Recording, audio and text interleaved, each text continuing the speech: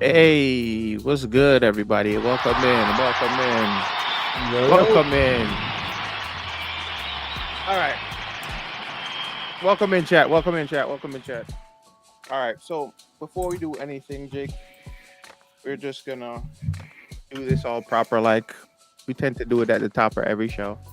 Ladies and gentlemen, welcome to Gamer Actual, the weekly podcast that talks about the biggest in gaming news. You can find us on all major podcast platforms, including Apple Podcasts and Spotify, with a visual version of this podcast being available on youtube.com/Gamer Actual. This podcast is also brought to you in part by the guys over at X Elements. To find out more, check out the podcast notes. Now, without further ado, I'm your host, Cash, and today with me, I got my co-host, Germ, Heartless, Maury, but we also have a very special guest, or dare I say, an amazing streamer. Ladies and gentlemen, Jake Twitchin. What's good? What's Welcome going in, on? bro. Thanks for having me. how's it going? Hell yeah. Thanks What an intro. By the way, guys, if you don't believe me, Google amazingstreamer.com right now. Let's see what you guys find. I dare you. That is the smoothest start to the show. I can tell Cash has been practicing that. You've been practicing that while you're driving? No, I haven't been. Oh, Every morning. you hyping yourself up on the Right? drive home. I could tell. Oh, I have the podcast almost every day of the week, bro. I'm driving in my car and I'm having a conversation with you guys in my mind because I'm pretty sure I know you guys well enough to know what the fuck you're gonna say. Oh, sorry, too early. My bad. What the hell you guys are gonna say? So you know, I do the same thing. Like It is what as it soon is. as you post it on the YouTube, I watch the VOD again and be like, I can't believe Maury said that. What the hell? You know, I can't believe Heartless is didn't have anything to say right now. What the hell? What's he doing?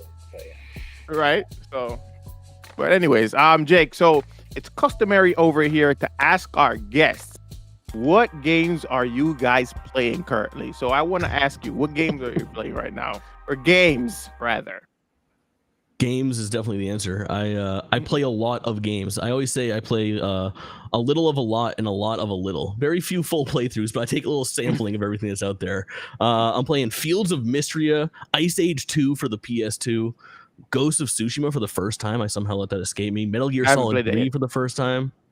Wow. Hold on, did you say Ice Wow. Age 2 for PS2? Yes, this man said Yeah. Ice Age 2 for the PS2. I have Well, why though? Field of Mystery. I wasn't ready to come back around. Yeah, the heartless why, but why though?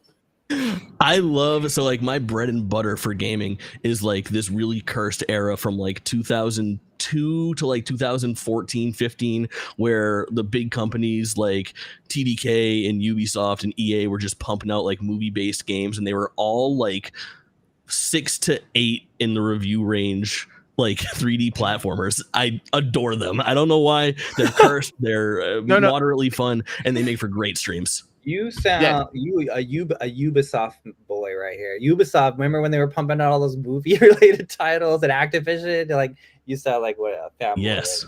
No, to me, love that's some of the best times during in gaming. Why? Because it was so experimental. They didn't know what the hell they were doing. They were just like trying a bunch of stuff and saw what worked. Try to figure out what worked at the time. Some of these so companies I- went from like You know, putting out online like gaming hundreds of is games a kind of year to infancy. dozens. So single player Mhm. experiences were the way, and I miss that era. I really do. I like single players are kind of coming back though a little bit. Single player games are coming back. I think we can thank Dark Souls for that. The Souls formula has really revived that kind of experience, I think. But Yeah, but yeah. How about you, Jerm? What are you playing?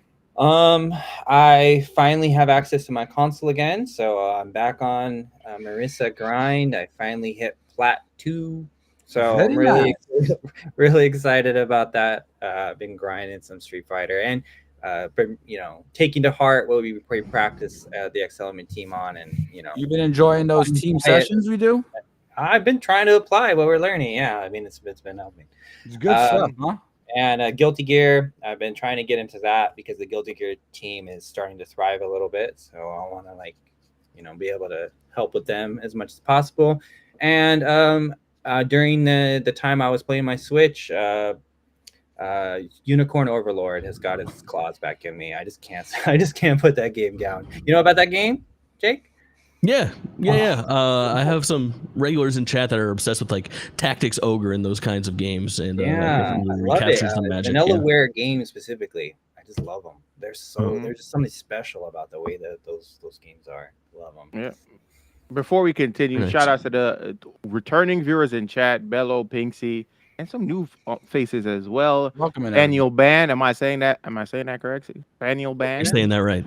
Yes, welcome in, and I'm Bogged. Welcome in Banny. as well. Yeah. Welcome in, everybody. Welcome in. I hope y'all are enjoying the show so far. But yeah, But Maury, how about you? What games are you before we playing? move on for me though, but depending on how this show goes today, I might pick up Star Wars Outlaws, maybe. Because depending on what you guys say about the game, I might dive in. But yeah. Okay. Right. Okay. All right. Maury, what about you? What are you playing? Dude. So there's this little gamble that we have right now on Gamer Actual where once I get to my 99th platinum trophy, the audience gets to pick number 100. And so I was like, you know what? I need to make a little more progress on there. So I was at 66. I'm now at 69. I got the platinum Very trophy. good number. What game Yeah. is 69? I have to know. 69 is a little trophy. It's a little indie game called Unpacking. I don't know if you've ever heard of it. That game sick game. is such a cozy game, bro. It's so User cozy. 69 for a Yeah. game called Unpacking. That's poetic. I love it. It was good. And it was really moved me. It was awesome. I finally went back to the Wolf Among Us and got all those little that was one of the weird Telltale games where just playing through it didn't get you the platinum trophy. You had to do very specific decisions in each episode. Yes. Went back, wrapped that up because I've waited for years to do it. And then the real one that I'm really happy about is with all the conversation about the Borderlands movie being so shit. I was like, you know what? I want to go play one of the first platinums I ever got on my old PlayStation account that got banned. And that's Tales from the Borderlands. Easily the best written Borderlands project ever. And Telltale, it's right? so, yeah. That's another Telltale one. And dude, because I had it on my old PlayStation account, but whenever Telltale went under and I went to re-download it to get it on my new account, basically it wasn't even in existence anymore. They took it off the store and everything. But Telltale got bought. It's been up for years now. I just haven't bothered with it. So 3 platinums this week. We're at 69. And hopefully like 2 weeks from now, I'll have a Concord Platinum and that'll be number 70. And then we'll just keep Do we want that genre to come back? What Telltale kind of started there? Do we want that genre to come back? It's already back though. They're kind of there. It's just not at the forefront like they used to be. One thing that I'm really looking forward to is Wolf Among Us 2. They've been teasing that game for years now, bro. Jesus Christ, bring it back! Hurry up, dude. Has love that game. Read the Fables comics? Like, so because of Wolf Among Us, I became a Fable fan. Okay. So Fables, when I played it, I got the books. Fables, hands down, is the greatest graphic novel of all time. Yeah, it's one. Definitely, I can agree. I can agree. There's some shit in that story, bro. It's just insane, bro. It's just so surprising. You think it's for kids, but that ain't for kids. Wait, is Fable the game where you have to pick between being good and bad? No. Fables is a comic book. Fables is a comic book. Fable's also a peak video game. Yeah. Yes. Oh yeah. Yeah. My top 10 of all time. People call Watchmen the greatest graphic novel of all time. People throw all these other names out there, but Fables for me. So let me ask up there. Germ, have you played The Wolf Among Us? I have not. Had a chance to play. Dude, this guy's smoking dick. Germ, if you love Fables, you have to play The Wolf Among Us. It's been on my radar for the longest time. No. That shouldn't be on your radar. That should have been a game that was played already. That game's been out for about 8 years. Yes, that is Germ's challenge. You need to play Wolf Among Us. That's your challenge, and that's it. Okay, that's the challenge. Okay, what was the challenge again? When we reach episode 40? I don't even remember. It's not even that important anymore. Wolf Among Us. You need to play Wolf Among Us. Let's just rope in all the Telltale games, all the Telltale series. Where there's Batman. There's Batman one's actually pretty good too. I like it. Just bundle them all together. I'll play them all. I'll play through them all. Jake, have you ever played any of the Telltale games? No, there was a lot of people really swear by that first Walking Dead game, and I found it kind of. It was pretty good. That same energy right here. Yeah, I don't know. I'm playing through Life is Strange series for the first time, and it's hitting pretty nice for me though. So some of this decision making stuff might appeal to me in the future. Walking Dead hits pretty hard, bro. Yeah, Walking Dead. Those decision making in Walking Dead, especially the first season, Jesus. Has it held up? Yes, it does. It holds up. It does. hold on. Let's does. be abundantly clear. Let's be abundantly clear about something. Does the story hold up? Yes. Cash, I want you to start mouthing words. Don't say anything. Mhm. Go ahead, do it right now. Start mouthing words. What? Just What? trust me. Just start mouthing words. I think What? Mori is an amazing person. No, don't say the words. Just start mouthing Okay. words and just keep going. Just start talking.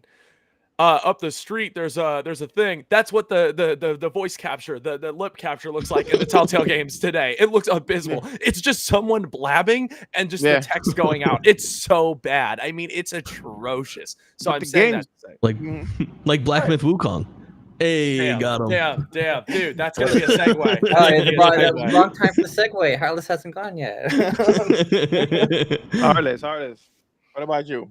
What games am I playing? Outside of Street Fighter, Heartless. I'm playing Under Night, and I'm playing mostly actually 2XKO. 2XKO is amazing. Which I don't know Yeah. who's gotten a chance to get their hands on 2XKO. Last night we actually had a tournament.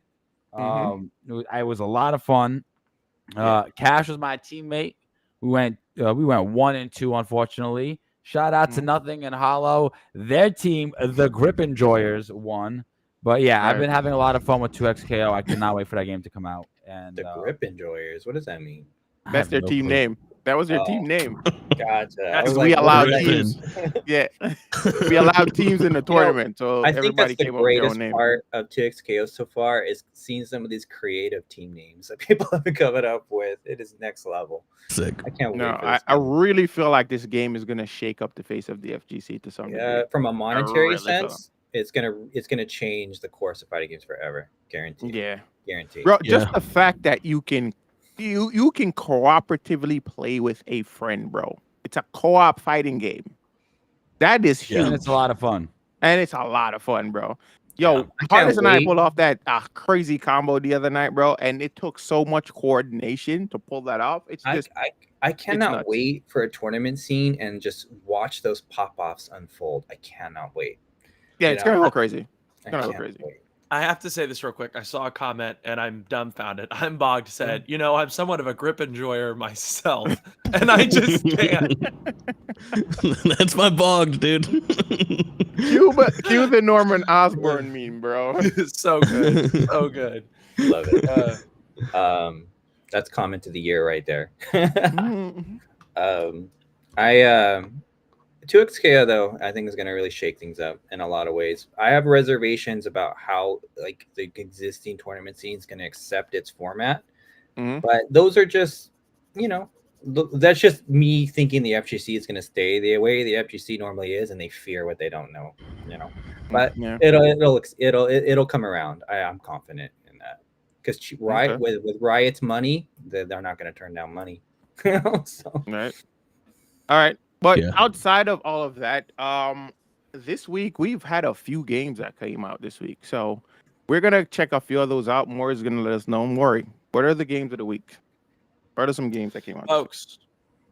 Pleasure to have you. There were some games this week. Believe it or not, there's always games every week, so not too out of the normal there. But first up, we have Operation Polygon Storm, which released on the PC on August 12th, which is a military tug of war game.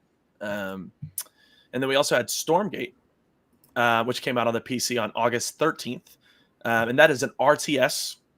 We also had Hellbreach Vegas come out on the PC on August 14th, which is a first-person shooter, wave-based, 1 to 4 players.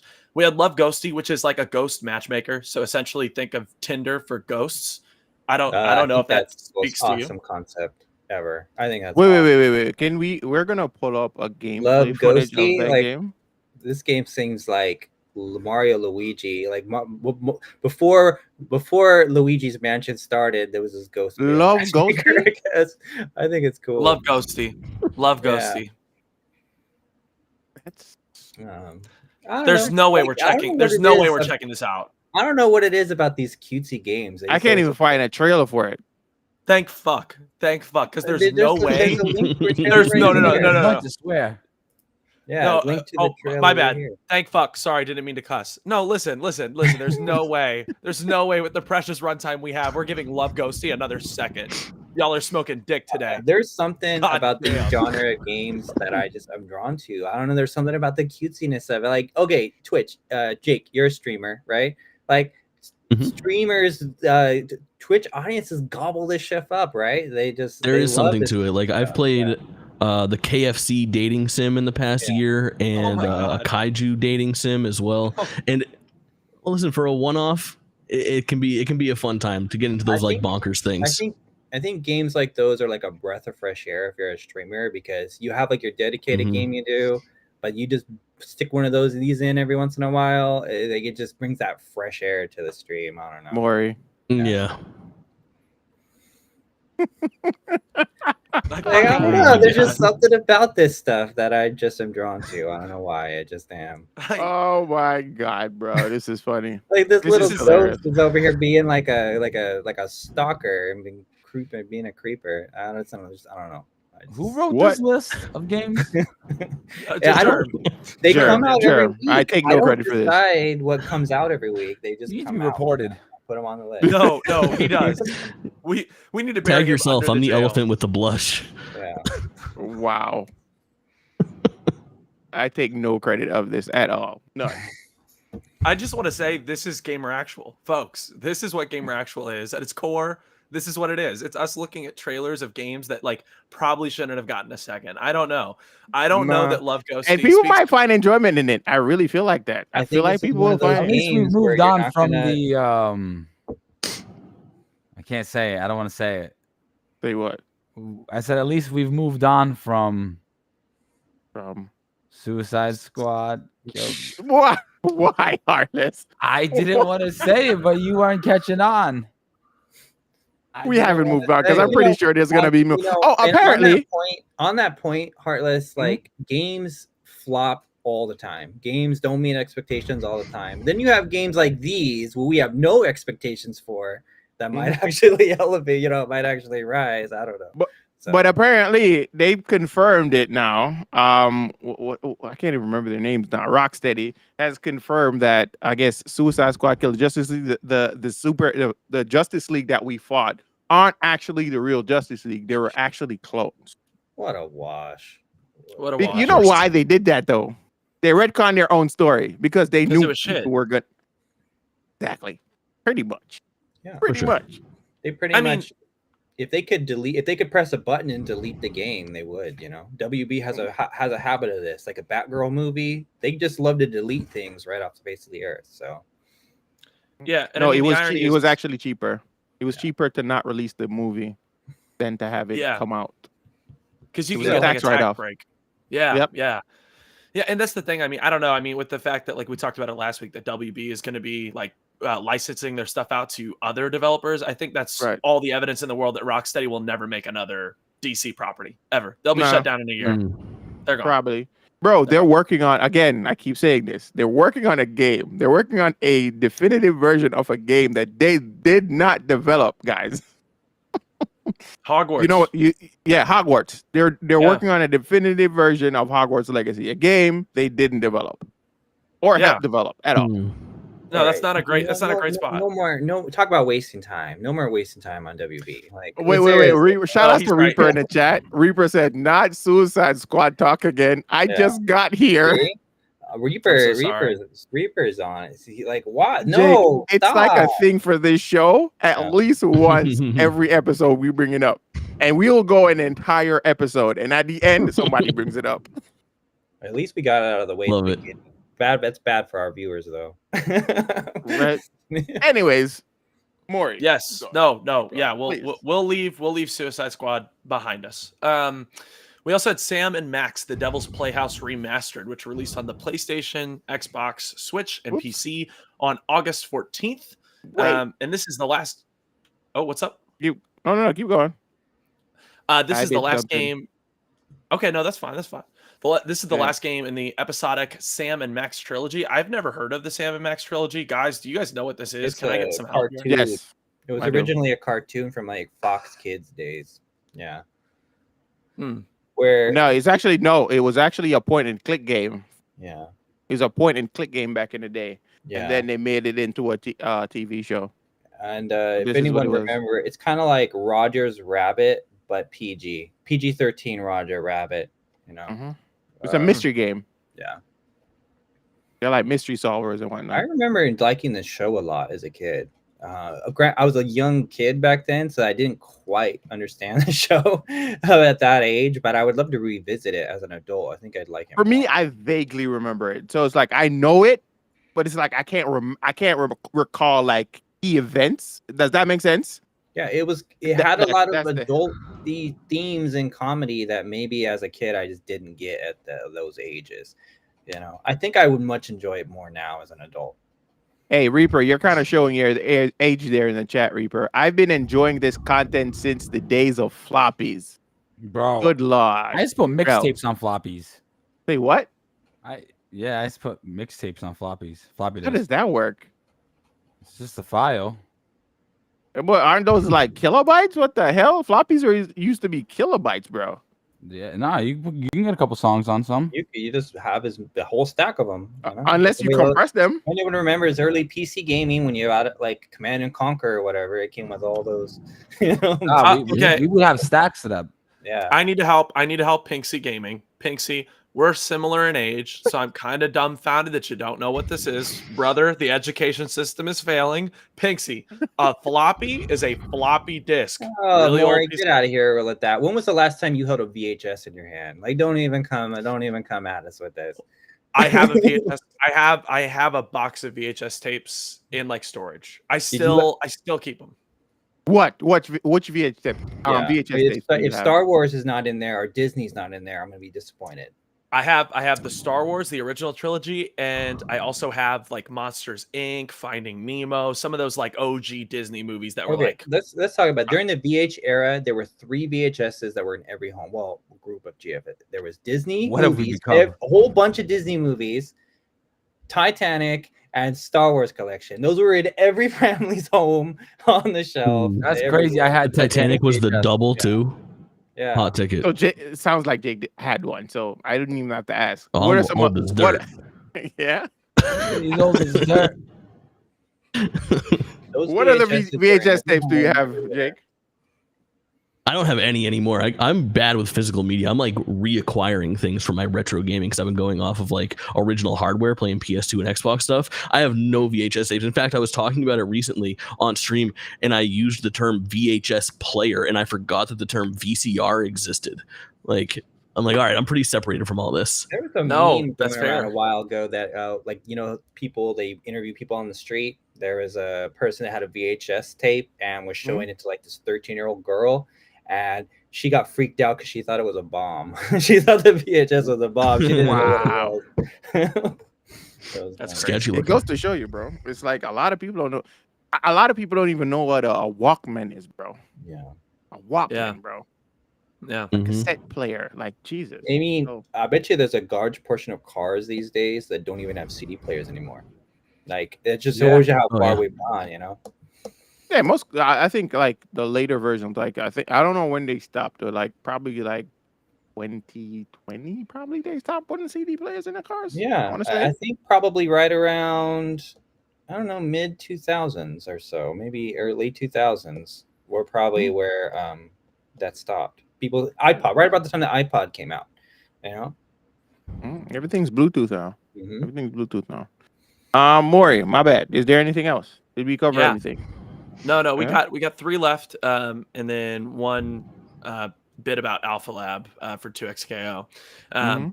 But we had Streets of Rogue 2, which released on the PC on August 14th, which is an open world immersive sim. We had Grapple Dogs, Cosmic Canines on the Xbox Series X and S, Switch, and PC on August 15th. And that's a 2D action platformer. And then, of course, the big dog this week, we had Madden NFL 25, which released on the PlayStation 5, PlayStation 4, Xbox Series X and S, Xbox One, and PC. And that was on August 16th. And I don't need to explain what Madden is. So I think you kind we'll of hope. do. I think I've you never do. heard of that series. So. Folks, No, folks. Hey, guys, if you've not heard of this small indie game called Madden, basically, right, it's this game where you play football. You get to choose your team. And yeah, it's like a simulator of a football game. Was that good? Okay. Was that? Was that So you accurate? can play Cristiano Ronaldo football, right? Someone bury him under the jail. No. Right now. Put him under. Ghosty first love Ghosty, and now this shit. No, I'm kidding.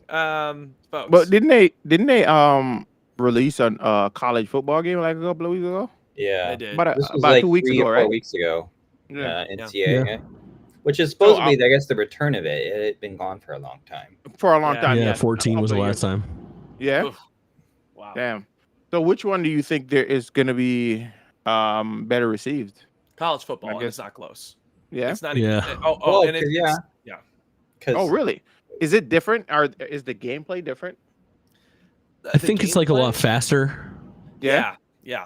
Well, Everybody I also understands. think it's the IPs. For some reason, college football is so ingrained in people's fandom. It seems like the NFL is kind of.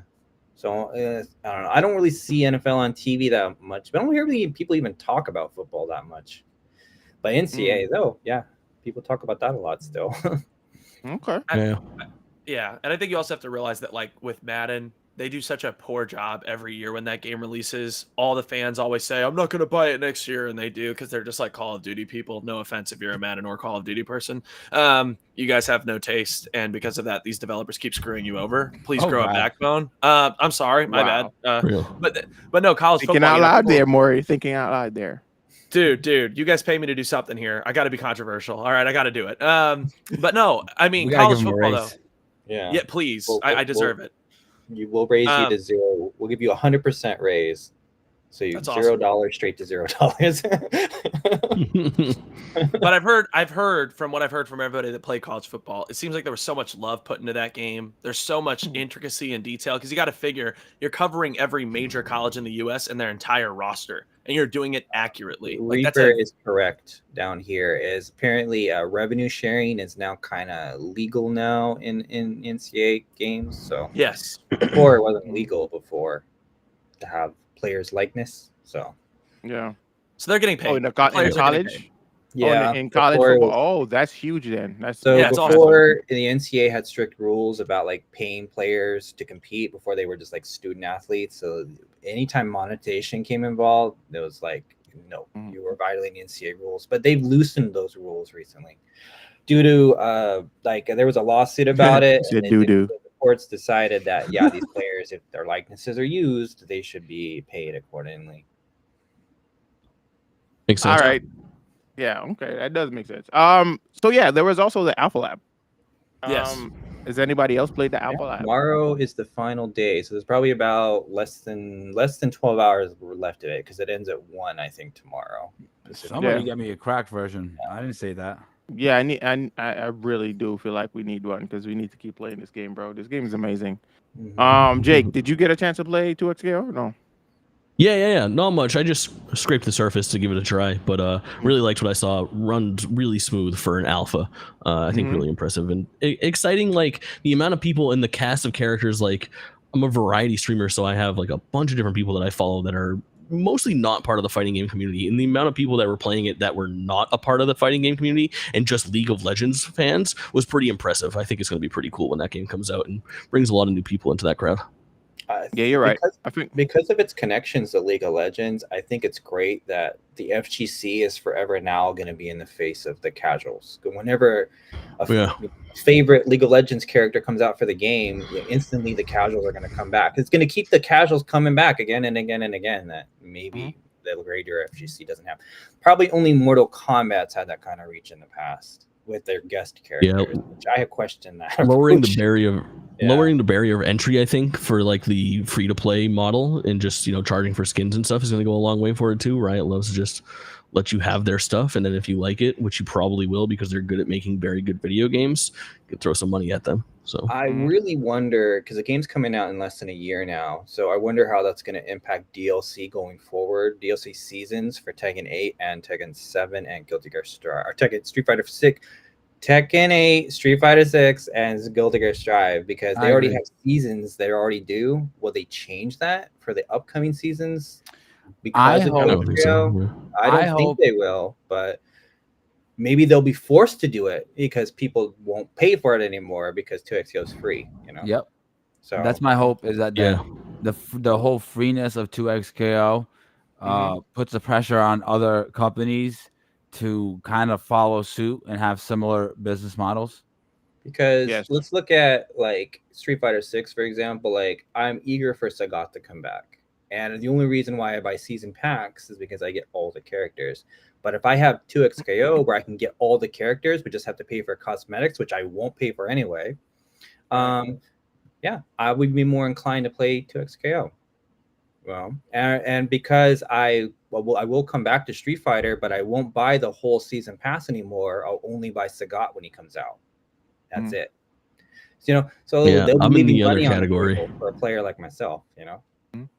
I feel like, and Yeah. also a lot of issues that people have with 2XKO. I guess the biggest one is like its barrier for entry. A lot of people feel like the game is like hard to get into in terms of like mechanics and gameplay. It's like difficult. So what if it takes Say a that week with air quotes. to learn the game? But again, exactly. So because I call myself FGC adjacent because I play pretty much a lot of fighting games. So I wouldn't say I'm like hard grained in the FGC, but I'm there. I'm at least 1 foot in. I'm at least 1 foot in, right? So I know what it takes to like get into these games. You got to train, you got to practice, you got to keep playing this game. That's how you get better at it. That's how you start winning. A lot of these guys, I feel like, especially casuals, feel like they should come into a game and just start dominating right off the bat. And just like you can probably dominate your friends, but when you go online, you're gonna get steamrolled. Bro, you gotta train. You gotta play. That's really what it is. Yeah.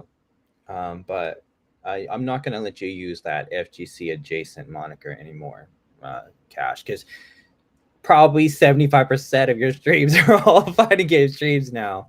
Pretty much. You're no longer adjacent. You have you are now variety adjacent.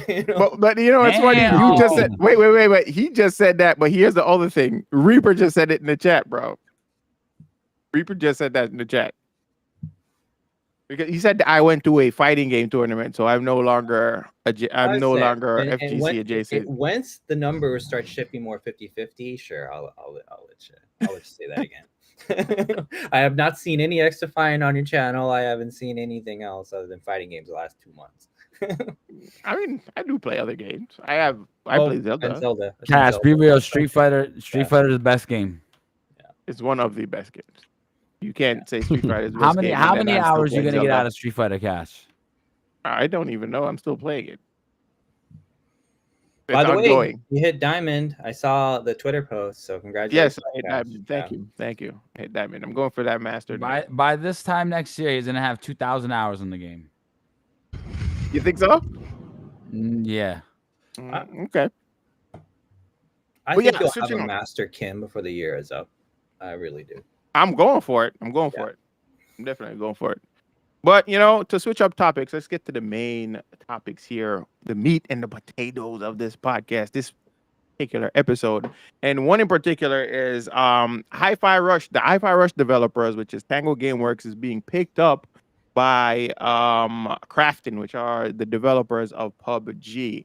Let's hop into the notes real quick. We actually read up portion of this last week when the announcement was made, so I'm just gonna read like the first paragraph and then we can hop into conversations here. So it says, today welcome the talented people of Tango Gameworks to their team marketing, an exciting moment in company's global expansion and first significant investment in the Japanese video game market. This strategic move will include the rights to Tango Gameworks acclaimed IP Hi-Fi Rush, which was a very big deal. Founded in 2010, Tango Gameworks quickly established itself as a leading developing studios renowned for creating the critically acclaimed Hi-Fi Rush, along with survival horror title The Evil Within and Evil Within 2, action adventure game Ghostwire Tokyo, and Ghostwire Tokyo. Sorry. The studio became part of Xbox when ZeniMax was acquired by Xbox in 2021, and then subsequently got let go and shut down and all that shit that we know so far. But yeah, so I want to extend this. Oh, go ahead, Mori. Go ahead, Mori. You were really passionate about the story. I'm curious. Yes, you were. You were the one who pretty much broke the story.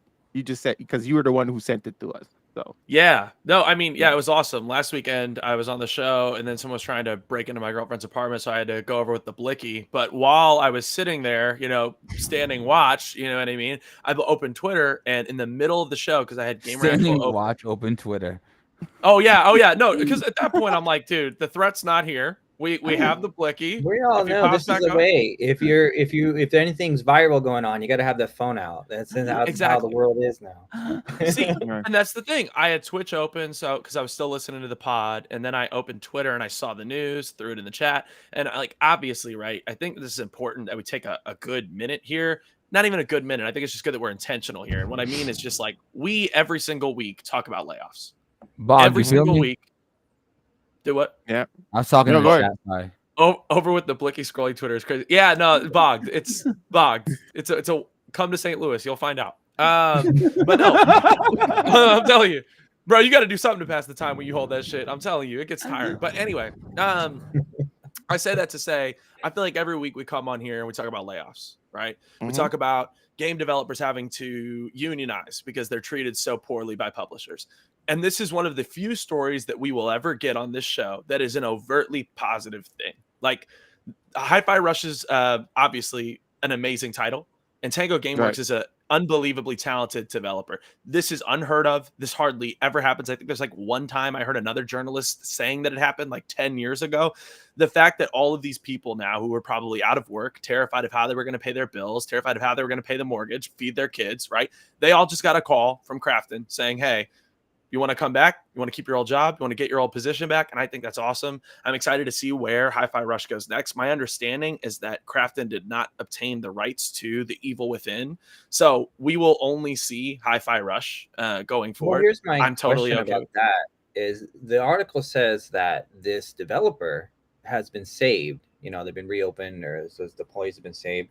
But I wonder, does Microsoft still own the Hi-Fi Rush though? Because they did buy No. the company that made. No, the they game. don't. That's They my don't. question. They don't. Just they because Because they bought. Go Go ahead, No, Mark. you're right. Doesn't mean They that bought that it's IP though.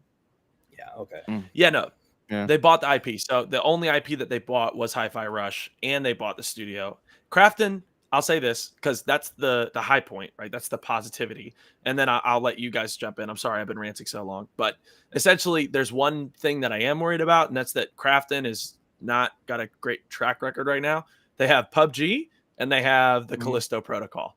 And the Callisto Protocol is an extremely mismanaged game. It had a lot of Yes. potential. It had some high highs. It had some It really did. low lows. So It did. that's my thing.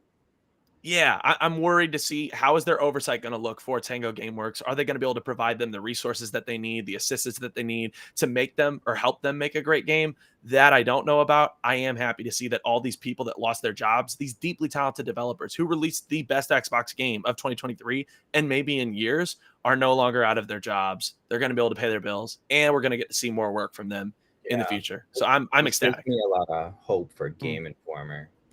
I hope that it But- could Yeah. get purchased by some larger media entry and Right. get saved. Also, in that sense. Speaking of Callisto Protocol, it's going to be free on Epic Games in a couple of days, I think. The That game was 20th free or on the Epic. 22nd. last year or something like that. I remember. Mhm. Almost I'm right sure. after it came It's a out. cool game, though. I did a giveaway, and I gave that game away recently, too. It's a fun game. Yeah. Mhm. Yeah. But I'm with you there, Maury. I think that it's great to see. I've mentioned it several times on this show. Is I hope these talented people land somewhere within gaming and don't have to find jobs elsewhere, doing something else in some other industry, because we need their talent here. We need it here. Mhm. Movies don't need it. We need it here. You know. There was Yeah. also another news about layoffs. I think Ubisoft laid off 40 45. people. Yeah, I saw that Yeah. in the news. Mhm. I didn't put it in this one, but yeah, I saw it in there. Yeah.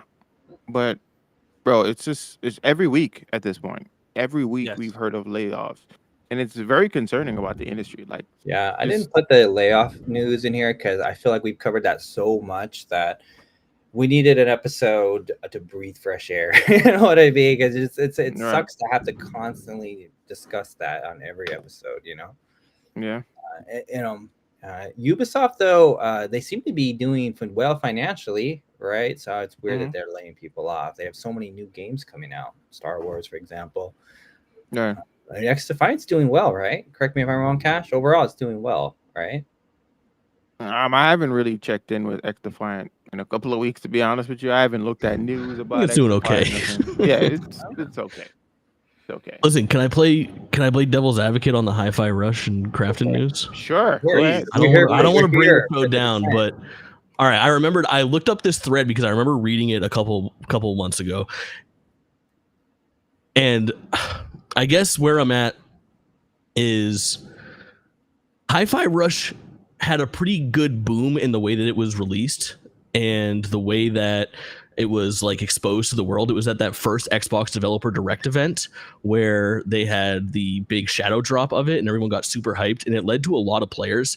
But there's a thread on Reddit. It's called a statistical look at the supposed success of Hi-Fi Rush. It's in r/True Gaming, and it talks about how there's only like 300,000 copies sold, and it had a peak of 3 million players, but not 3 million copies through Xbox.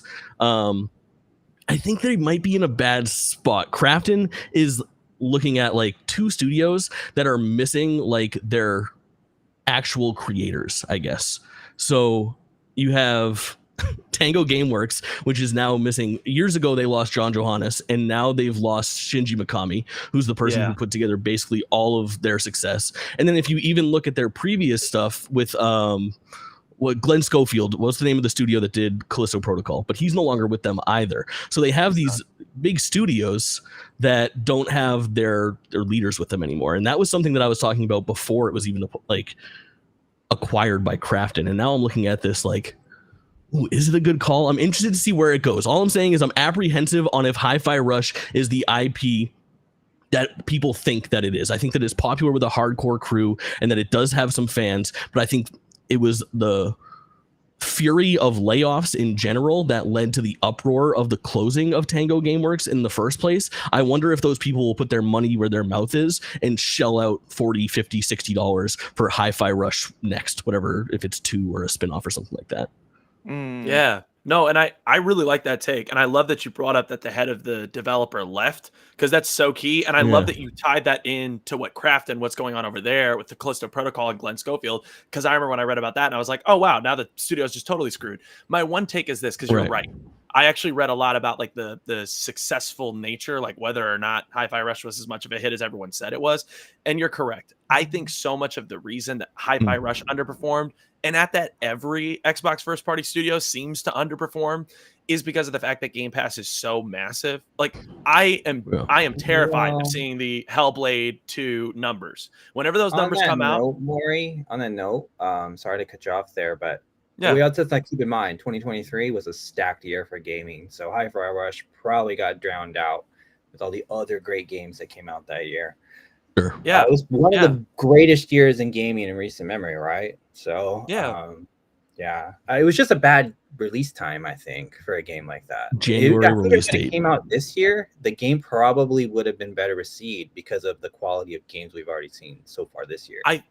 And I think that this is on top of another thing. And I love that Jerm pointed that out. 2023 was already stacked and it got drowned out. The other key thing is that Xbox clearly did such a disservice to this studio, did such a disservice to this game. They didn't shadow drop it because they wanted to impress people. They shadow dropped it because they were like, I don't know what the fuck we're supposed to do. Are we supposed to like pay for marketing? Like they're so clueless over there. Pretty much. Trust me. Yeah, I own an Xbox. I love a lot of Xbox first party studios, but Xbox has no idea what they're doing, and they just didn't market the game. They didn't sell it to anybody. They didn't pitch it. They didn't show it off. And I think that that's why the game suffered in the way it did. And I don't know that it could do better in like a multi-platform world, but I'm happy to see it have a chance to do that because right now I think the alternative past is games. If you're not breaking records, you're just gonna get drowned out. But the thing is, the game did pretty well though. Hi-Fi Rush did pretty well. Having a good game is not enough to really break through in today's industry. You have to have more, like you were saying, marketing and other juice behind it. Maybe sometimes controversy too. There has to be something to give it a little extra juice. Look at the games that get marketing. Yeah, but the thing is with Hi-Fi Rush, I'm not sure what the budget was behind that game. But I know that game did pretty well, right? So Well, that's here's one of the- the Oh issues. no, it had players, but it got released on Xbox Game Pass, and This it is the had problem. No, it made no money. Yes. Yeah. This is what and this is Yeah. where I'm trying to land at. This is where I'm trying to get to is that like I want to see a world where this is released on multiple different platforms, kind of like what Square Enix is doing right now as they split away from PlayStation because they don't like how Final Fantasy sold. I think in the same way, Game Pass, we talk about it all the time. Best deal in gaming, it'll kill a dozen studios before it ever makes sense. Game Pass is killing the industry. And because people have it on Game Pass and they don't have to pay any money, there's no metric to judge its success. Because if it sold 300,000 copies, that's a completely different conversation than 300,000 people played it. I It's think super hard to like. This is Yeah. why we're continuing to pay 70, 80 plus dollars for games. Game developers have to make money. Live service really in the long run is not good. Just because you have a lot of people playing your game does not mean you're making money on it. Let's be clear about that. They have to buy the transactions. You need ad revenue. You need all these other things, you know.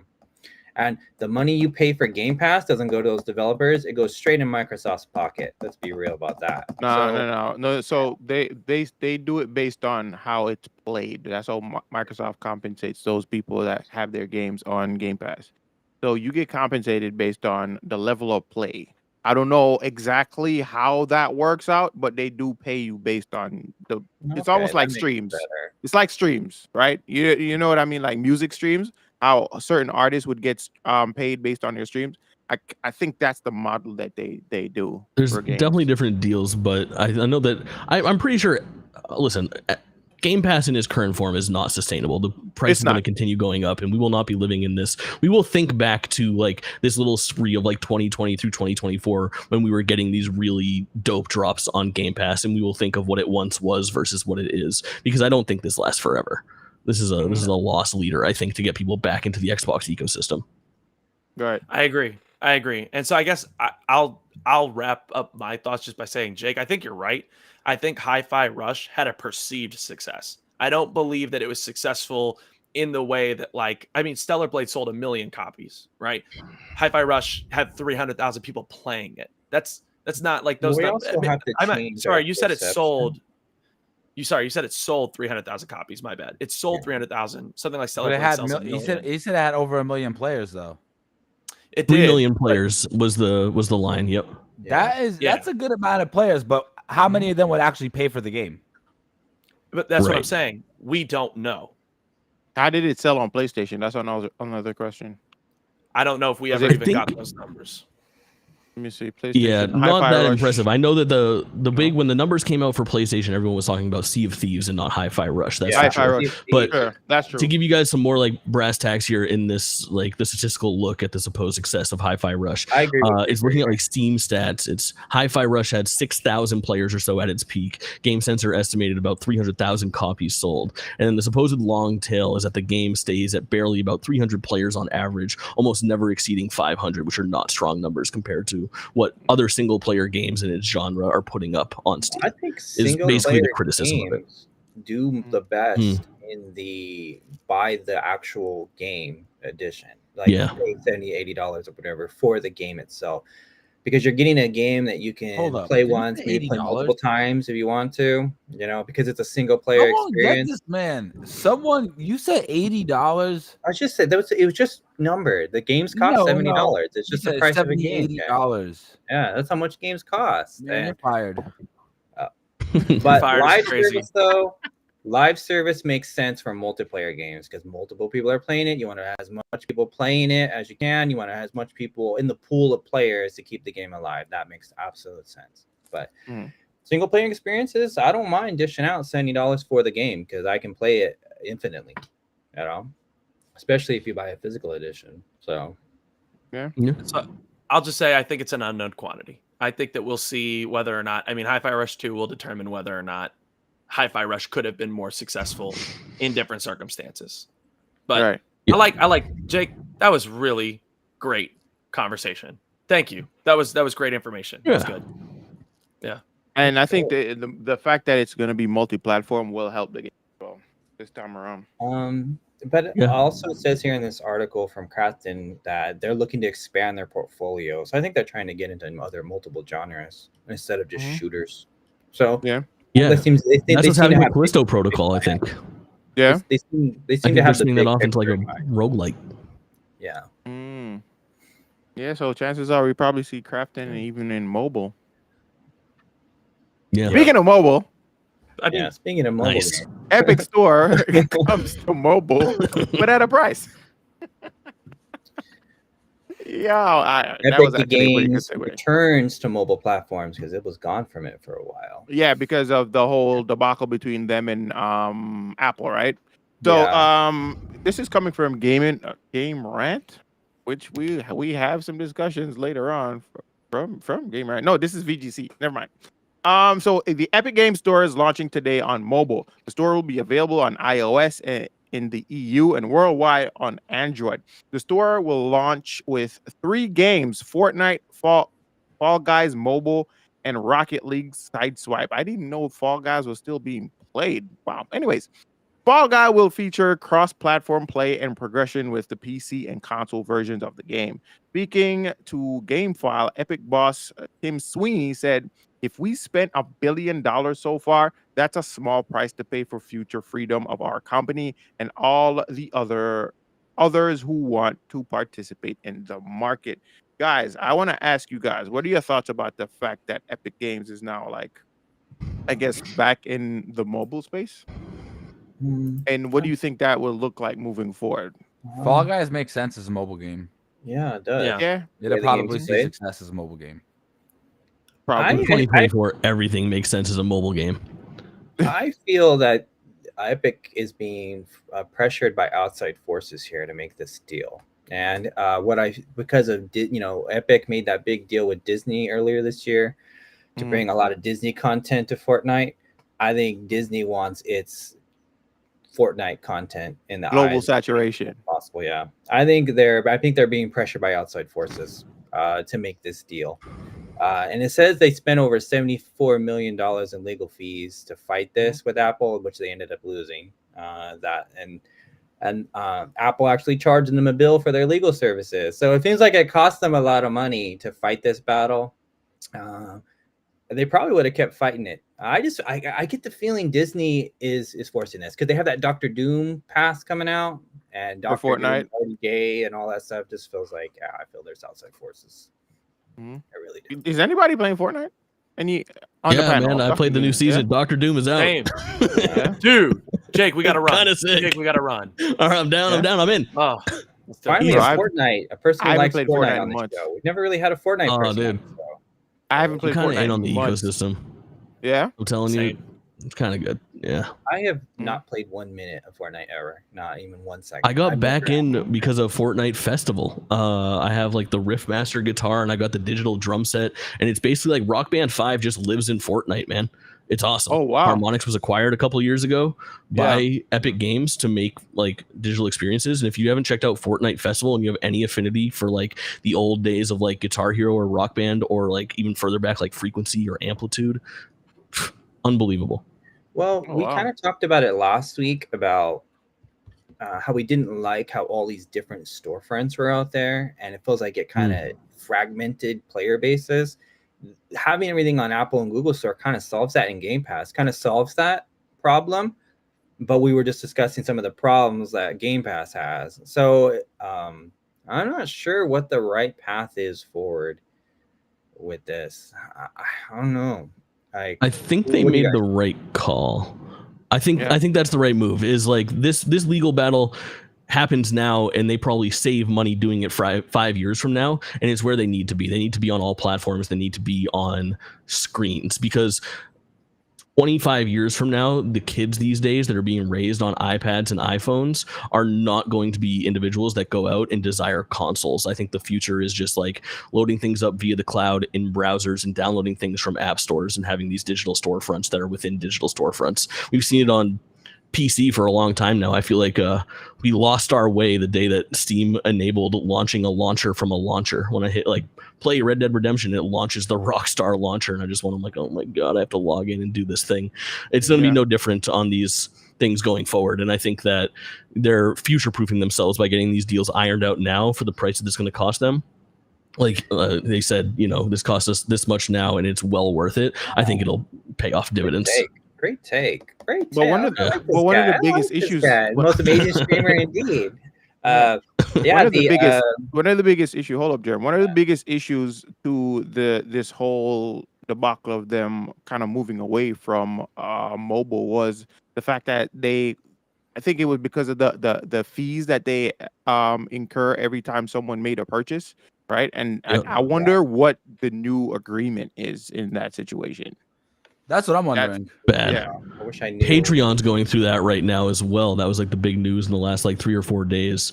They take a massive cut, and it's something that's been happening for a very long time. It's not uncommon for people to have like cheaper fees where if you go to their website and sign up for Disney Plus versus if you sign up for Disney Plus on your iPhone, you save a couple bucks because they have to increase the price because of the cut that Apple takes.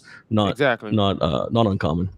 Because even with Microsoft had a pretty similar situation with Apple as well when they were trying to get the Xbox app on the platform as well. So and it eventually got there. So I really I'm intrigued to find out what the agreement was, what the deal was. Like to me, this is all just the money has to come from somewhere, and it sounds like it's gonna come out of us, the consumers' pockets. Oh, yeah. Of course, naturally, prices will never gonna go down, and it sucks. But to add on to what you were saying though, Jake, is multiplayer games I think you have to have the widest pool of players to stay relevant for these multiple online service games.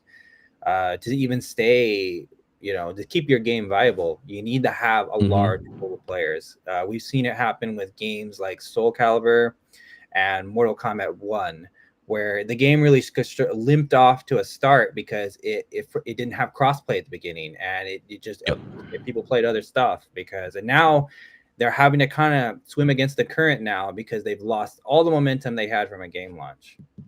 So yeah, you need the widest pool. It's just straight up, This is an unrelated thing, but have you guys heard about the a modding community got a cease and desist from Activision about this? Like, it's like a Call of Duty mod. Oh, Call of Duty. Yeah. Really? Yeah. Mhm. So Is it the Modern Warfare mod? yes, the Modern Warfare 2 mod. So They got apparently a bunch of devious stuff happened behind the scenes though, because what ended up happening was when they started promoting that they were dropping the mod, Call of Duty actually put Modern Warfare 2 on sale, and they also promoted the fact that people could buy the game and play the mod when the mod came out. And then right after people bought it and they were playing this game for like extended period of time, I guess past the 2-hour mark, because after 2 hours you can't return the game, they then send the cease and desist and just like, so your community got screwed basically. Wow, They screwed their own community. That is scummy. That's scummy, bro. Yes, H2M. Yes. So when I heard that was like, that is insane, bro. Yeah, wow. That is insane. And the fact that, like, I don't know. And again, not to knock Call of Duty players, but like, this isn't the first time Activision, Blizzard, or Call of Duty has screwed you guys, bro. Like last year, you guys basically got a glorified DLC that was called a full game, and they repurposed a what's it called? That map war I don't even know what the hell it's called. Warzone. Yes, they repurposed the Warzone map and put it into the story, and that's what you played in the story mode. And I'm like, what? That's crazy. Guess what? For Blizzard Activision, they did the same thing with Overwatch 2. Bro, the game was so much not its own standalone game to the point where you had to open Modern Warfare 2 to play Modern Warfare 3, bro. But guess what? You baboons are gonna keep fucking eating it up. Stop buying Call of Duty. Fuck. God. Number one selling game of the year, by the way. Yeah. Really? Black Ops 6 will probably outsell every game this year. And it's sad. It wasn't the number one game last year though. It didn't sell like that. I'm pretty sure keep eating it. The number one game last year was Hogwarts Legacy. Hogwarts Legacy was the number one game last year. The highest You selling know, game last year was I mean, Hogwarts it won Legacy. Game of the Year, but was it the highest selling game? Well, Hogwarts Legacy? I think Yes. it might have been. I think Hogwarts Hogwarts- Legacy might have been number 2. Game I of don't the know. year that game No, of the year Hogwarts that Legacy. Hogwarts Legacy was the most sold game of last year. Game of the I do year though believe was Baldur's Gate. Wait. Yeah, game of the year was Baldur's Gate. All right, Here's see, the kingdom. biggest game, Yeah. the biggest selling or the largest sold game of 2023. It's funny. It's funny too that's like their bet one it's gonna last be hurrah Mario was like Brothers $70 DLC before going Right. to Game Pass. Right? No. I look it up, Cash, and I'm willing to guarantee you, Tears of the Kingdom was most sold game last year. I'm willing to 2023. guarantee it. No, bro, it broke Oh, shut records. Hogwarts Legacy broke All records. right. I'm telling you, bro. All right, I believe you, but Mhm. Tears of the Kingdom, how did it not have the most sales last year? One The console. most.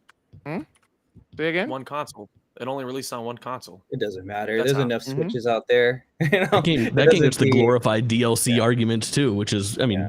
drastically incorrect. But Look, I wish I could pull Yeah. my screen up. Wait, matter of fact, what am I doing? I'm so stupid. Anyways, most sold game in 2023, Yeah. Hogwarts Legacy. Okay. Call of Duty second place. God Yeah, damn, Call of I Duty can't believe second Hogwarts place. pulled it out. Yes, I like that game. Do you guys hate a it? single player game. Let's not forget a haven't- single player game that had like no the DLC. idea. J.K. Rowling, piece of garbage, deplorable human. Yes. Hogwarts Yes. Legacy, Kinda. Bro. Pretty good. And So, yeah. just for the record, just for saying, like, single player games are not that big of a risk. Numbers like these show that they are not that big of a risk. We had No, a but it's discussion also about the that IP last though. week It's about it's the Harry single-player Potter games IP, bro. being a risk, and I was like, nope, they're not that big of a risk. I think multiplayer games are more risky, if you ask me. But And I don't know. I don't know if I agree or disagree with that take, but I'll let you have it. I'll let you have it. I disagree. I feel like, yeah. How so, Heartless? Share with the Yeah. class. Okay. Let's say you don't have access to any big IP, and you're like, "Yo, I'm gonna make a game." Are you gonna start creating characters for a new single player fantasy experience, or are you going to start coming up with a multiplayer experience? I think that it is the riskier thing to try to come up with a new IP and a new single player experience and expect to make a lot of money back, especially when those games require heavily intensive graphic cutscenes. Mhm. No, I don't mean like they don't got to be graphic. I mean like high graphics. You know what I'm saying? well, that's where we devolve. Zelda was number 5. We switch paths because I don't think you need to have high level graphics to create a multiplayer experience. You just don't. You don't need to have high level graphics to make a good multiplayer experience. I But mean, a lot of single player games, single player a experience. lot of single player games, people are it's about storytelling, and people want to see a good looking story. Mm-hmm. Yeah. But yeah, Zelda was number 5, guys. Except for Speaking Zelda, of multiple because that's Nintendo. Speaking Yeah. of single player games that came out this week, are we segueing? Cash? Are we To segueing? Wukong? Yeah. Wukong? Yo, so Speaking of look single player at that games, game though. No, seriously though, look at that game though. Look at the graphics in that game. Look at the marketing behind that game. Like Bro. that's the kind of game that gets people's attention. Mhm. And it's always like a AAA title with like I don't know. It's always that AAA title that record breaking. That's the kind of game that might break records and it will stick around. The same way kind of like Ghost of Tsushima kind of did. Mm-hmm. All right. So the thing is, Wukong. Also, to preface to all the Souls lovers over here, this game is not a Souls-like. It's a RPG. It's an action RPG game. So let's just put that out there right now. I promise you, it has some kind of mechanic that. Oh no, it definitely has from a Souls game. Yes, it does. But it's not. It's way more forgiving than a Souls-like would be. It's I don't mind also, yeah, and apparently it's on the more easier side. Not that the game is not difficult, but it's not as like You can just put it on its hardest difficulty. Souls-like games would be. If you need it to be hard, just put it on its hardest difficulty. I no think the difficulty comparison to slider on God that of game. War is Oh, really? fair here. As someone who plays everything on very easy, I researched it. Ha! I think the comparison to God of War is fair. God of War, Yeah, he's also being compared to very, God of War. Yeah. All right, very, so- very similar. So yeah, so let's switch up topics, all right? So the reviews are in for Black Myth Wukong, all right? And there's also some other stuff that's happening behind the scenes that apparently there was a Google Doc or an image of an Google Doc circulating that the devs sent out to people whoever requested a review code. And basically these are the stipulations in order for you to receive the review code. So there was a do's and don'ts of this whole thing. So the number one do was enjoy the game. Now, the don'ts have a lot of people confused because there's a lot of like stuff in there. And I have my own take of this, but I want to hear what the panel has to say. So it says one of the don'ts is do not insult other influencers or players. Do not use any offensive language or humor. Do not include what the hell? Do not include politics, violence, nudity, feminist propaganda, fetishization of other contents, and instigate negative discourse. Do not use trigger words such as quarantine or isolation or COVID-19. Do not discuss content related to China, China's games industry, policies, opinions, news, etc. That is just Sounds like censorship. That's straight up censorship. it's just weird. But again, it's also another country, and their policies and just their whole belief system is totally different from what we hold. So I think there's also that a part of that I conversation. think the big part of it too is that I'm a Reaper. Go Reaper say. It sounds like a pretty standard PR safety checklist. They I don't totally they don't disagree. want their stuff to get political. They just want people to talk about the game.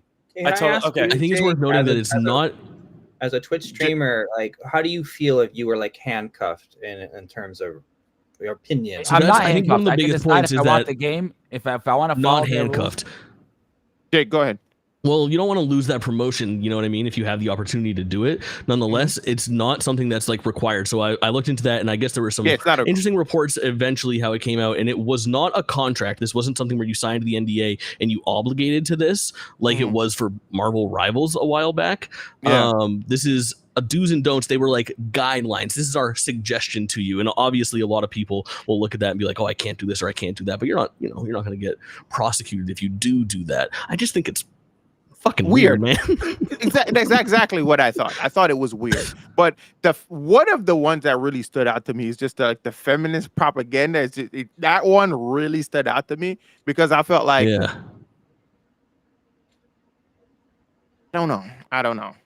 I don't know, bro. Oh, I have so many. I was in a rabbit hole for the last like 3 days. I have a spiel that I'm not going to give until everyone else is giving their thoughts because I'm going to go. I'm so sorry. We want to hear it. Go off, King. Well, no, we got to get there. Again, but also a lot of the things that we've heard about game science, because apparently there was rumblings about IGN did an article, I think, was it last year or a couple of years ago, about game science and just their, I guess, business practices or whatever. And nothing has been confirmed. They're all allegations at this point. So that's one of the things that you can't outright say these things with confidence because you don't know. But that's where I'm at when it comes to that. You know what I mean? I just wonder. I have some it thoughts. doesn't say here, but what are the consequences if you break any of these rules? Are you not They won't invited? work with you. Do they take away your ability to review the game? Like, you could say, "I'm going to do this," and then not do it. You know? Yeah, they won't work with you. They won't. Yeah, I think future partnerships would be the only kind of penalty you could pay. Like they might put you on some because they can't internal strike blacklist. Well, I can't even say And they can't if strike you're the channel either. If you're a small have time that right. creator, who cares? You're looking for that big swing of followers. For Absolutely. the short term, you know, it's not really. I don't see huge consequences here, for small Let's just say, content creators. if I was offered, I'd be talking a lot about quarantine and feminist propaganda just to make her waves. And to be honest, if you're trying to grow your channel on the backs of those things, like, yeah, you shouldn't be reviewing games in the Also, first like, place. here's where my mind is at when it comes to this as well, right? Again, like I said, it's a different. This developer is based out of China. Their belief system is totally different from ours, and again, there is, believe it or not, as much as you would like to disagree or not, the rest of the world has a certain perception of America, and I think a lot of these things that we see in this thing here kind of encapsulates a lot of the belief systems, like a lot of the things people think or see or think about America. Is that safe to say? So Like, that's where my mind goes when it comes to a lot of these things in here. But hey, Maury, I heard you had stuff to say. Please. Dude, Yeah, go ahead. Yeah, 'Cause there's the review section as well that I wanted to kind of dig into. I really wish we actually digged into that portion first before we got here. Yeah. See, I I'm gotta not gonna drop lie. the ball there. My bad. But hey. No, you're fine. I got to be honest. I was partially going to cover one of the reviews that I saw, which was, I think it was from Screen Rant, or Game Rant. It was Screen Rant. Yeah. Game Rant, Screen Rant, same. It's the same. They're both the same. Same shit. Yeah, no, I had a lot of opinions. So I've followed game science pretty closely over the last couple of years. I've been really excited about Black Myth Wukong. I think one of my first episodes on here, we did top 3 most anticipated games of the year, and Black Myth Wukong was in my top 3. Understandably so. The game looks phenomenal. Game science has had a lot of problems in the past. Allegations, of course, of sexism, of blatant sexism within their studio, and that's not hard to believe. When you look at China and you look at how regressive they are, because they're very regressive toward women. They are very backwards. And despite how some people may feel about how we are over here, they're terrible over there. You look at the one-child policy that they had for years and the way that affected how women are treated now. You look at the fact that they blocked off all conversation around Me Too in China. So it basically, they went out of their way to censor and silence women who may have been assaulted, taken advantage of, whatever that was going on in China, right? This all gives context to game science as a studio, which I think is what so many people are missing when you have these conversations. People are not looking at geopolitics. People are not looking at the Chinese government. People are not asking, how likely is it that a Chinese developer would be sexist? The truth is that it's very likely, because China is a very sexist country. So that's my first thing, right? And I'm not saying that that's good or bad, right? If you're an anthropologist or you do anthropology, you know that you can't really judge other people's ethics because it's just not fair. No one knows the moral hierarchy. Personally, right. I am very against sexism, right? I think we all are. So with that being said, I saw a review from Game Rant this week in which there was a point, well, not even a point deducted, but a con. I wanted to read that out. Can I read it, guys? Go ahead. I actually have the art. I had the article up that I wanted to read that review. Is it cool if I jump back in after we go through it? Oh yes, for sure. But I just wanted to read off. I'm just reading that particular portion of Game Rant's review of thing. Give me a second. But I found that to be strange, in my opinion. Just from the reviews that have come in so far, it seems like roughly around lots of 8s of 10s, stuff like that. And having read several of them and watched the YouTube videos, this game, I think, has been victimized to the year of 2023 because the state of game, like Elden Ring and games like those, are overall really stellar games. And this game's games like those have spoiled us. You know what I mean? It's like now we don't look at games in the same lens, like great games in the same lens like we used to. I'm not saying that necessarily is a bad thing because they have raised the bar and all games need to reach that bar now. But it's really the excerpt? Elden Ring is really special. You know what I mean? So I don't know if we should all be trying to strive for that. I missed the excerpt. I had it highlighted. Damn. There's the specific section that I wanted to talk about. I think I know the section that you're talking about. I might be able to find it. It's essentially, right, this reviewer made, I'll just summarize. this reviewer made a point to talk about diversity and inclusivity within the game, and how they felt that it was lacking. I want to speak to that because when people hear the words diversity and inclusion, it triggers a lot of people, and I want to talk about it a little bit. I've grown up with parents who are in politics, and I understand DEI, diversity, equity, and inclusion. I had to study all about it, whatever. That's not what this reviewer is talking about. This reviewer is not alluding to they should have had a black character. They should have had a trans character, right? I don't know if any of you have read. She was talking about females. Exactly, but I'm going to get there. So Journey to the West is the book that this game is based off of. Journey to the West is a very old Chinese novelization of this journey that Sun Wukong goes on. So Black Myth Wukong is an interpretation of that story. Some of the key players and roles within that story, some of the most important people on Sun Wukong's journey are women who play very vital and important roles in Journey to the West. These women are all but written out of this game. That's what this reviewer has seen. So, yeah. So, go ahead. yeah. So the game isn't an actually retelling of the Journey to the West. This is a sequel. Okay, It's, right. It's like a follow up. Sure, So sure. not. So there's that. No, that's great. No, that's valid. That's valid. And that's the thing. Mhm. I think that even then, those main characters, those big players, those big roles would continue to play a role in Sun Wukong's journey. They're not there. They're written out of the story, and I think that that's important. And I'm going to get to why. If we watched the Last of Us adaptation, right, of season 1, and we saw Joel just completely written out, Tommy completely written out, whoever completely written out, to where it was only women left, we would all sit here on this show and we would say, there's an agenda. Clearly, there's an agenda, because where did all of these men go? They must hate men.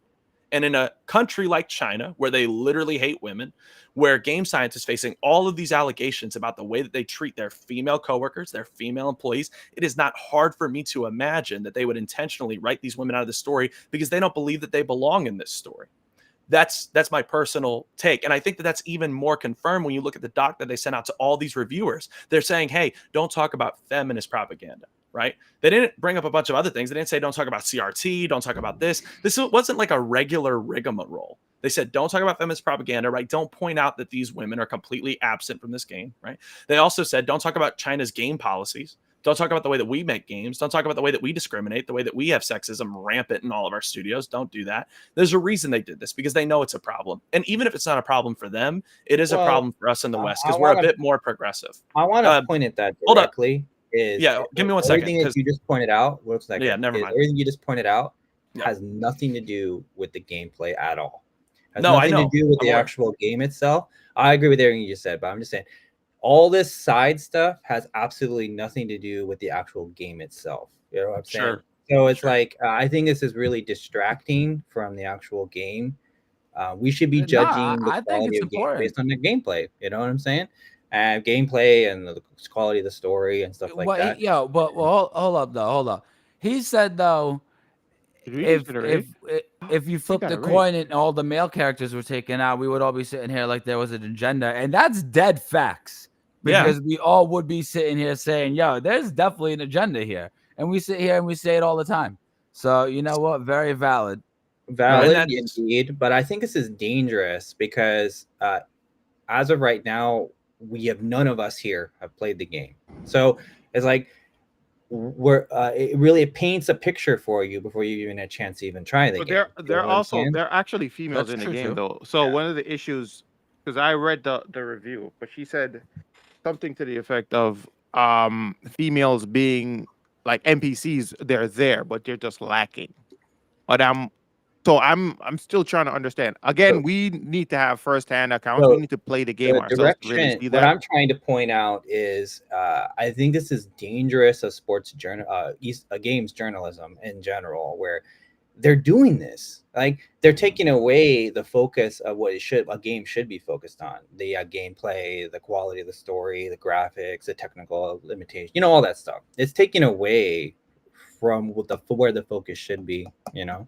No, and I get that, Yeah. Jeremy, and I just, and all I'm trying to do is here's the reality. None of us have played. I'm so excited to play this game. I want to say that a million times over, but I do think that providing context as to what this reviewer was saying is really important. I think it's really important to understand that, because I've seen a lot of people.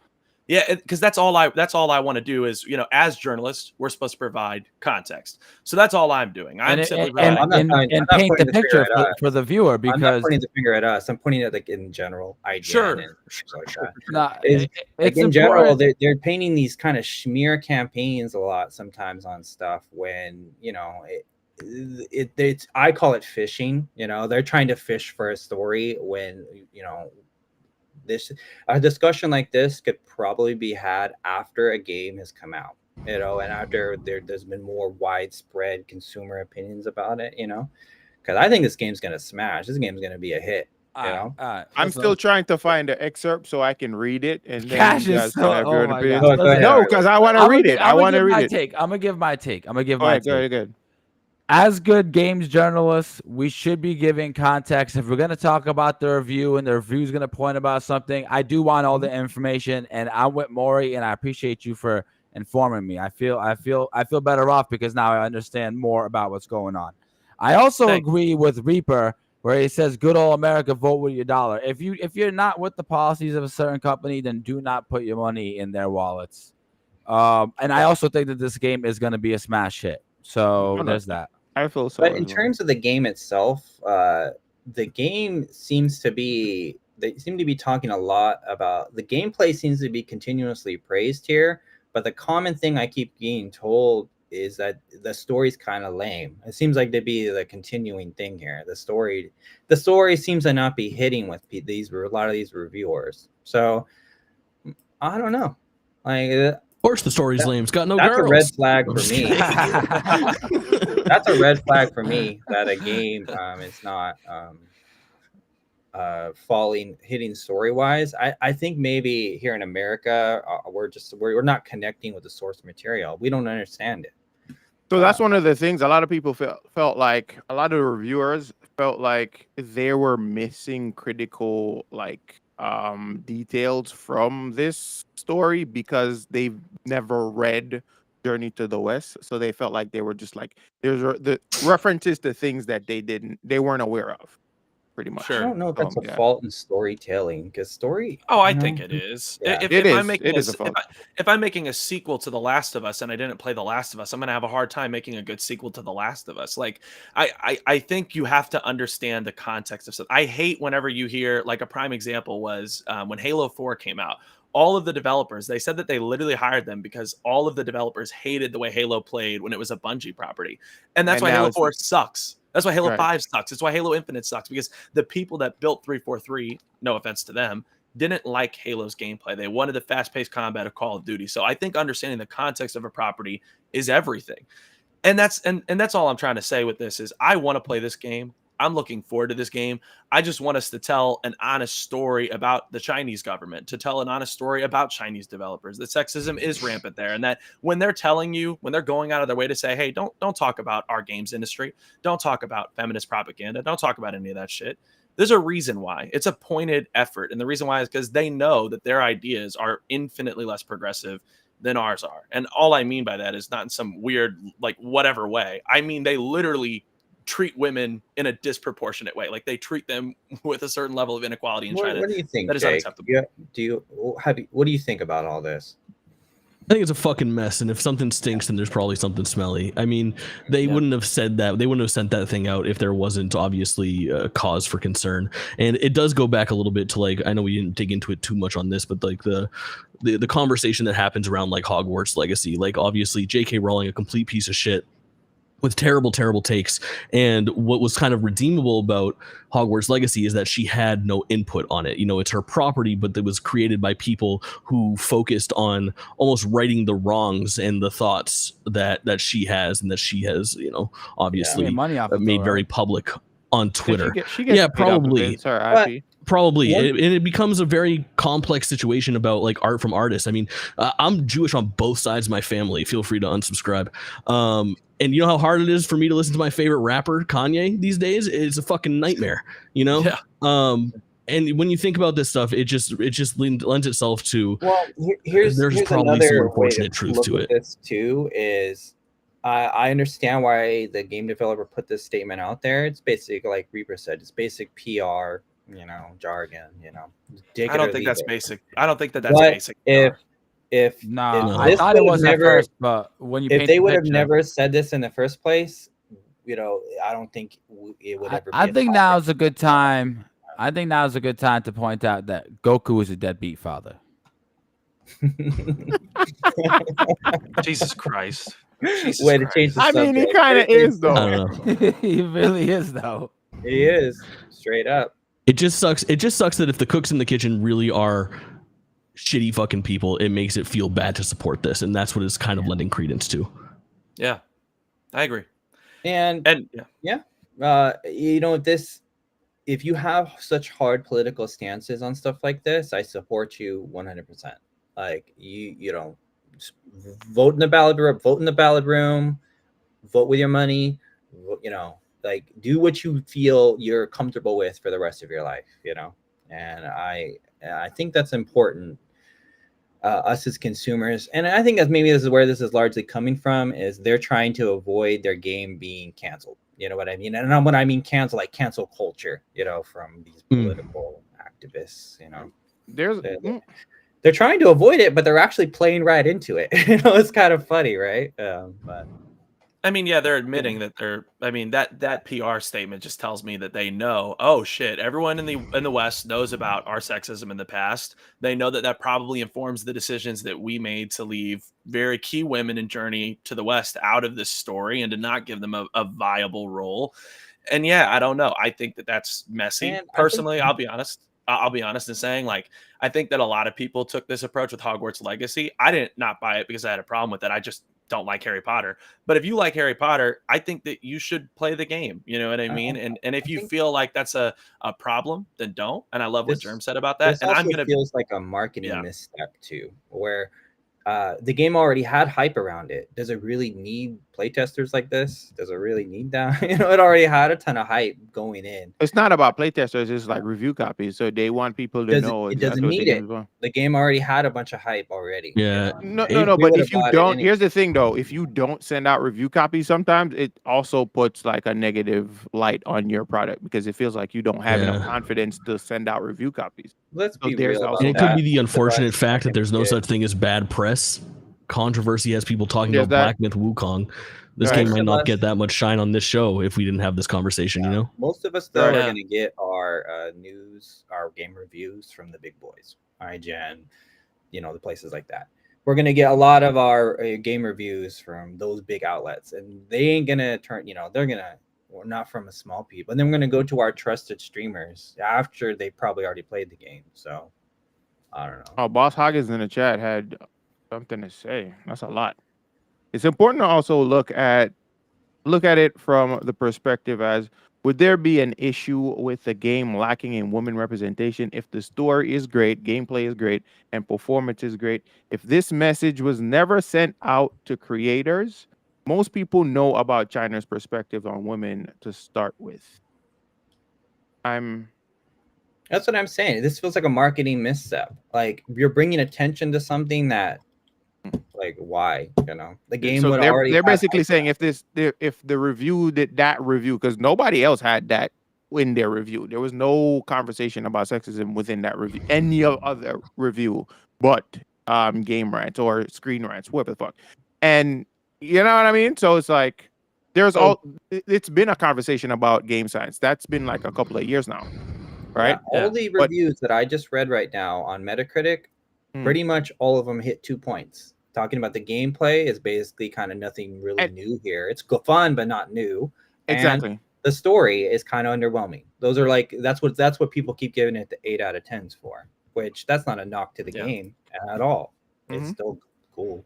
So Yeah, so It's not- majority of the issues, like it's pretty unanimous what the issues are for the game. Like when it comes to it's buggy, the game is buggy, but it's not like unplayable by any means. There are issues. The game definitely has its issues, but for the most part, it sounds like people are having fun with the game.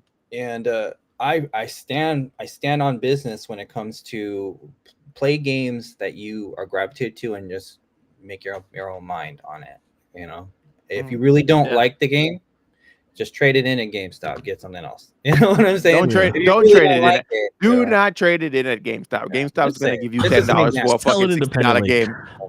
I think if you if there's really, one really, thing, really, really don't like it, just gift it to someone else who may appreciate it. You know. I'm Shout out to I'm really me. interested. There's like a tiny little asterisk, like as we talk like tonight on the eve of its release, it comes out at 10 p.m. Eastern time tomorrow on Steam. I think there's something to say about the fact that basically what we've had so far for impressions have been reviews only, and it's only been from the big guys, and it's been for PC codes only, which are all probably being played on pretty much state-of-the-art rigs. Like everyone's running a 4090 and really high-end processors and stuff like that. I wonder what's going to happen a week from now when this game is out on multiple platforms, when people get their hands on the actual like physical version of this game and the console version of this game. And I wonder what's going to happen when somebody like me tries to run it on like a GTX 1080 or something like that. Like it has a wide array of specs. I'm wondering if there's going to be anything that stinks as far as these tech issues that are already rampant on the PC version PC. on very high-end machines further on. Like I think there could be a problem there.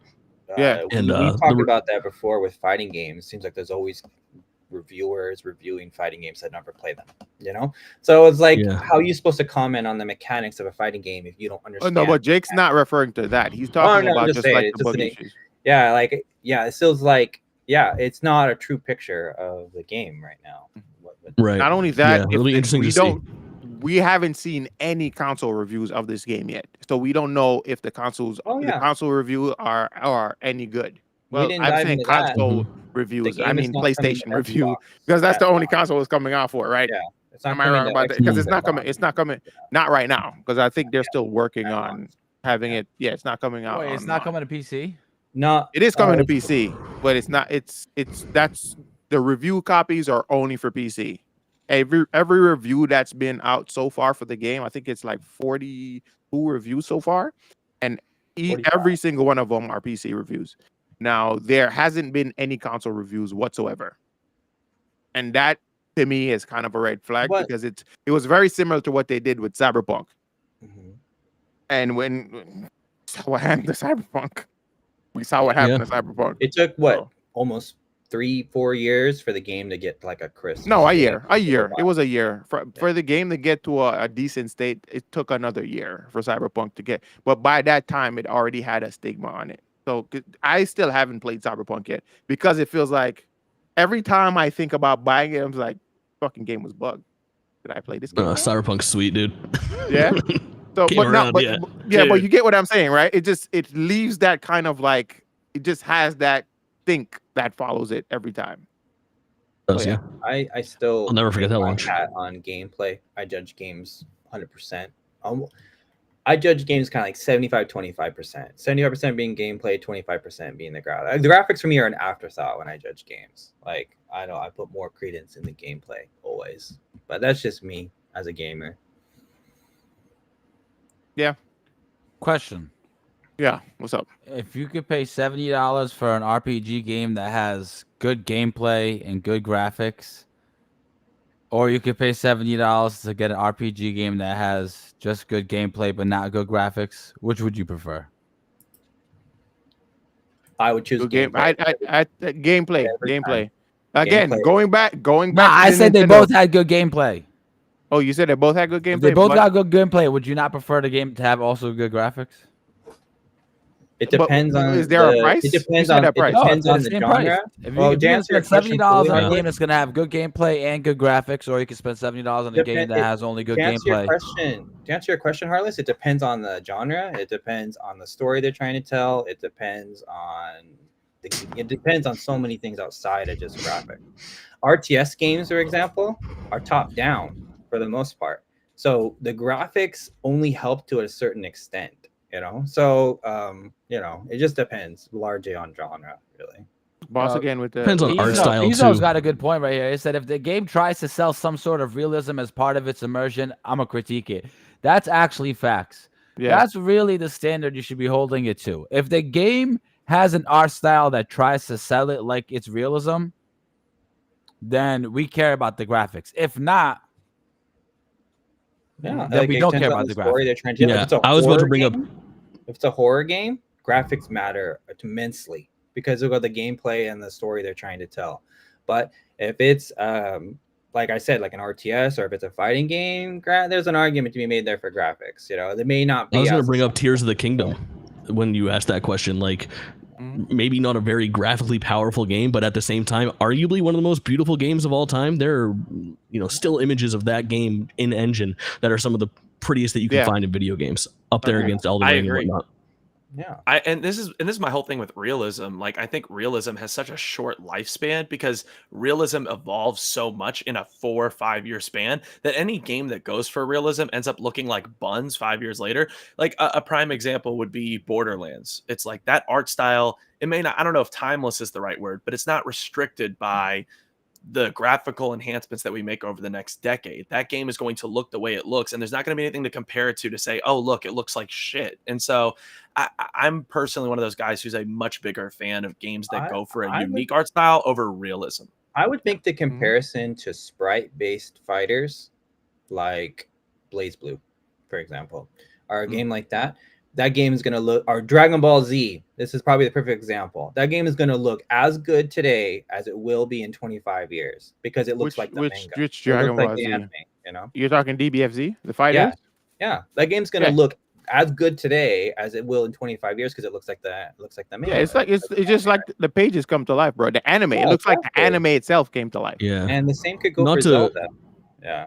Go ahead. Yeah, not to beat the Zelda drum even further and be a Nintendo fanboy, but I always use the point of like Zelda Wind Waker and Zelda Twilight Princess came in within 3 years of each other, and look at Twilight Princess versus how Wind Waker aged. Wind Waker looks like it could have come out yesterday versus Twilight Princess, which looks like a smudge. So, but I think it's also the art style. It's the art direction that made that timeless. So graphics only help to a certain extent, and I agree with what was mentioned earlier about what the game is trying to sell you. Yes, but they only help to a certain extent.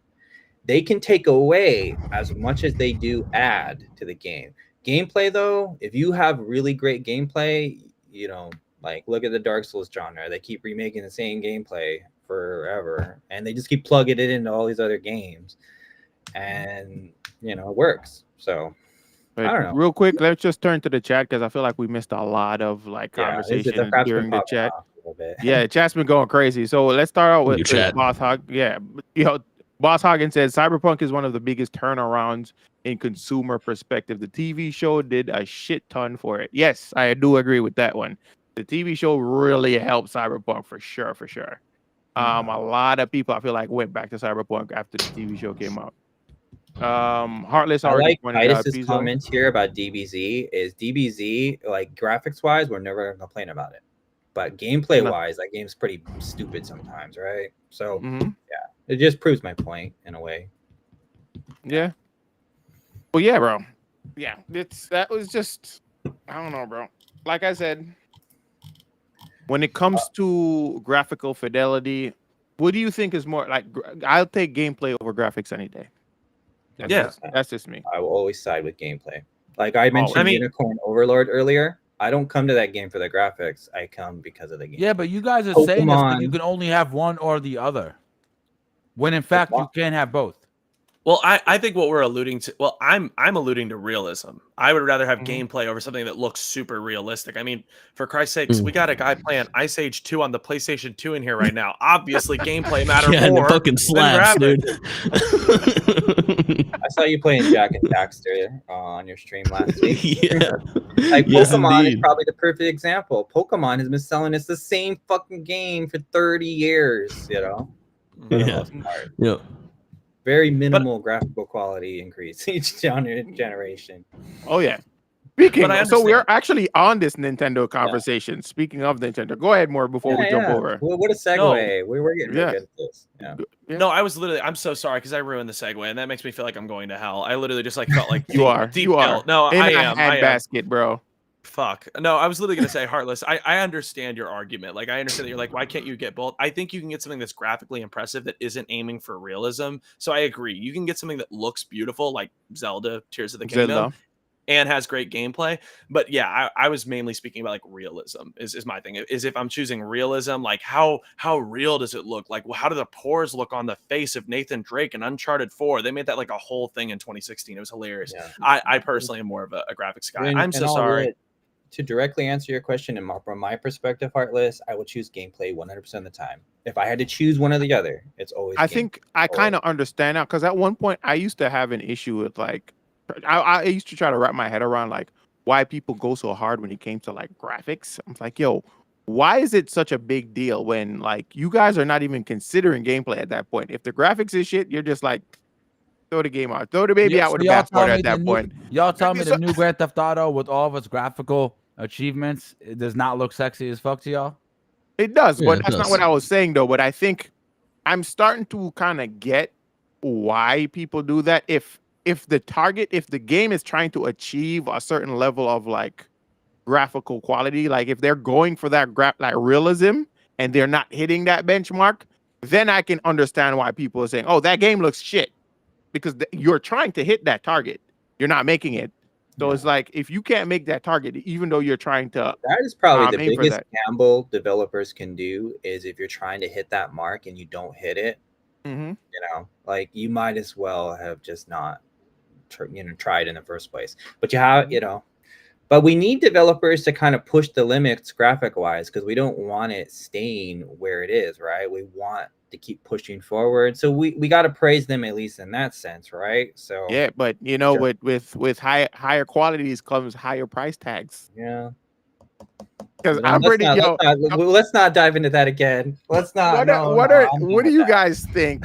You guys Not really sustainable. Yeah. I really feel like, hear me out, Rockstar. Why did I say Rocksteady? Rockstar Suicide Squad mentioned. Rockstar might be the ones to kind of shift the price in gaming again. Oh, I like think that's they a did with guarantee. 2K. Yeah. That game's gonna come out With Grand Theft Auto. They're doing it with Grand Theft. I promise you, you're gonna get $100 game. Mhm. I think we'll see a $70 game from Grand Theft Auto 6, but it will be the way that they will package it is it will be a neutered version of it where it will only be the base game with no online functionality or vice versa. And if you want the full Grand Theft Auto package, it will be upwards of like $120, $150. They could even go even crazier with it where, we already saw what the map looked like to the city, right? They could be like, you have to buy extra areas, you know what I mean? You only get so much of the map, for this price point. I don't know, just don't be surprised, Development cycle is too wild for them not to. I don't think they can charge $70 unless they're positive they're going to strike gold twice with their online monetization, which I'm sure they will. But it depends on how crazy they go with it. If they go $80, like $79, I think they're going to go $80. I think they're going to go $80. If they go crazy with it, $100+, that will not be the new standard for the industry. But $80 could be $80 will be the new standard for the industry. Mark my words. And GTA is going to do it. And also, Jake, because we asked that question before, would you be okay with spending $80 on Grand Theft Auto? Can we make that the question of I'll the spend week? I'll spend like $130 on Grand Theft Auto. Cash, can we make that the question? Say what? Of the week? Oh, what the? Yeah, I'm in. I'm a Heartless. glutton for We have an ally. We have an ally. I hate these people. Heartless is having a heart attack. I hate these people.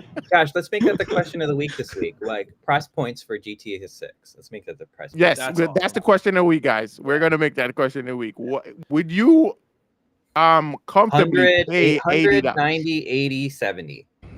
Yeah, we're gonna put a big hefty price tag on that. This game, 'cause I'm conversation pretty sure- happened not long ago with, you'll never guess what I'm about to bring up. It's Tears of the Kingdom again. But I mean, it seemed like sacrilegious that they were going to go from 60 to 70 all of a sudden. To go to 70 to 80 on a PlayStation 5 game, people won't bat an eye. They won't lose. They'll lose a fraction of a percent of sales. Everybody that wants Grand Theft Auto is still going to buy Grand Theft Auto. Exactly. I love So this it's gonna guy. happen. I love this guy. Me and Germ now have an ally against this tyrant named Heartless. Thank you. I mean, my I'm God, not a I'm tyrant, tired. bro. I'm just telling you. In These Heartless games are so defense, expensive. I remember back when it was $50. Bro, I can still remember when games were $50, bro. I can okay, remember that vividly. it just shows you how much older myself is than the rest of you gamer. I remember when games were coming out for the Nintendo 64 for $60. Wait, I how old are you? remember that. Can we dox that? You know? So I remember What? that. Yeah. But anyway, How old are you? I'm 37. Is that public?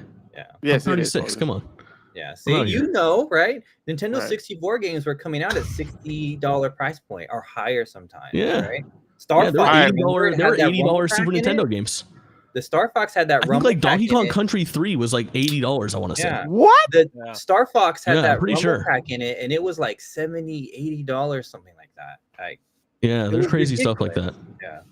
I want Games- Germ to pull up his chart. I want Germ to pull up his chart that proves that games are actually cheaper because I love that chart and I love throwing it in Heartless's face. Oh, that's my favorite shit. I'm not going. Oh. Games we are gotta cheaper, talk but about- people are poorer. So we're not going to miss Yeah, this segue. yeah. Like speaking about price points for new technology. Yes. So, So speaking of, Go ahead, Josh. reports are actually circulating that the Nintendo Switch 2, well, I'm pretty sure that they're not going to go with the Switch 2. I don't think they are. Nintendo has a very good track record at just like changing up whatever the new gimmick is for their Only console. done track that record. once with the Yeah. Wii U, and we saw Yeah, that. so Consistent track record. yes, very consistent. The most they've gone was the Super Nintendo. No, they was went it. Wii U. The Don't best forget about naming that one. convention ever, but Best, oh, and also one of the best consoles of all time. What if Let's they just named keep it? real. What if they named it the Super Nintendo Switch? Oh my God, fuck we're you, too Marty. dumb now. Society's too dumb. It would just be confusion. It would be Wii U all over again. I think it would make me the happiest. It's what I want the most, but they can't do that. Here's something. It'll be a totally like we're expecting it to be like a mobile kind of Switch similar thing. Maybe they'll go a totally different direction and change the industry again. Nintendo does this, you know. So And to Alive Calling said it the Nintendo Switch Switch U. 2. It's called would no. be It's going to the be called the only Switch correct U. move. It's going to be called the Switch U. I'll off Yeah, myself.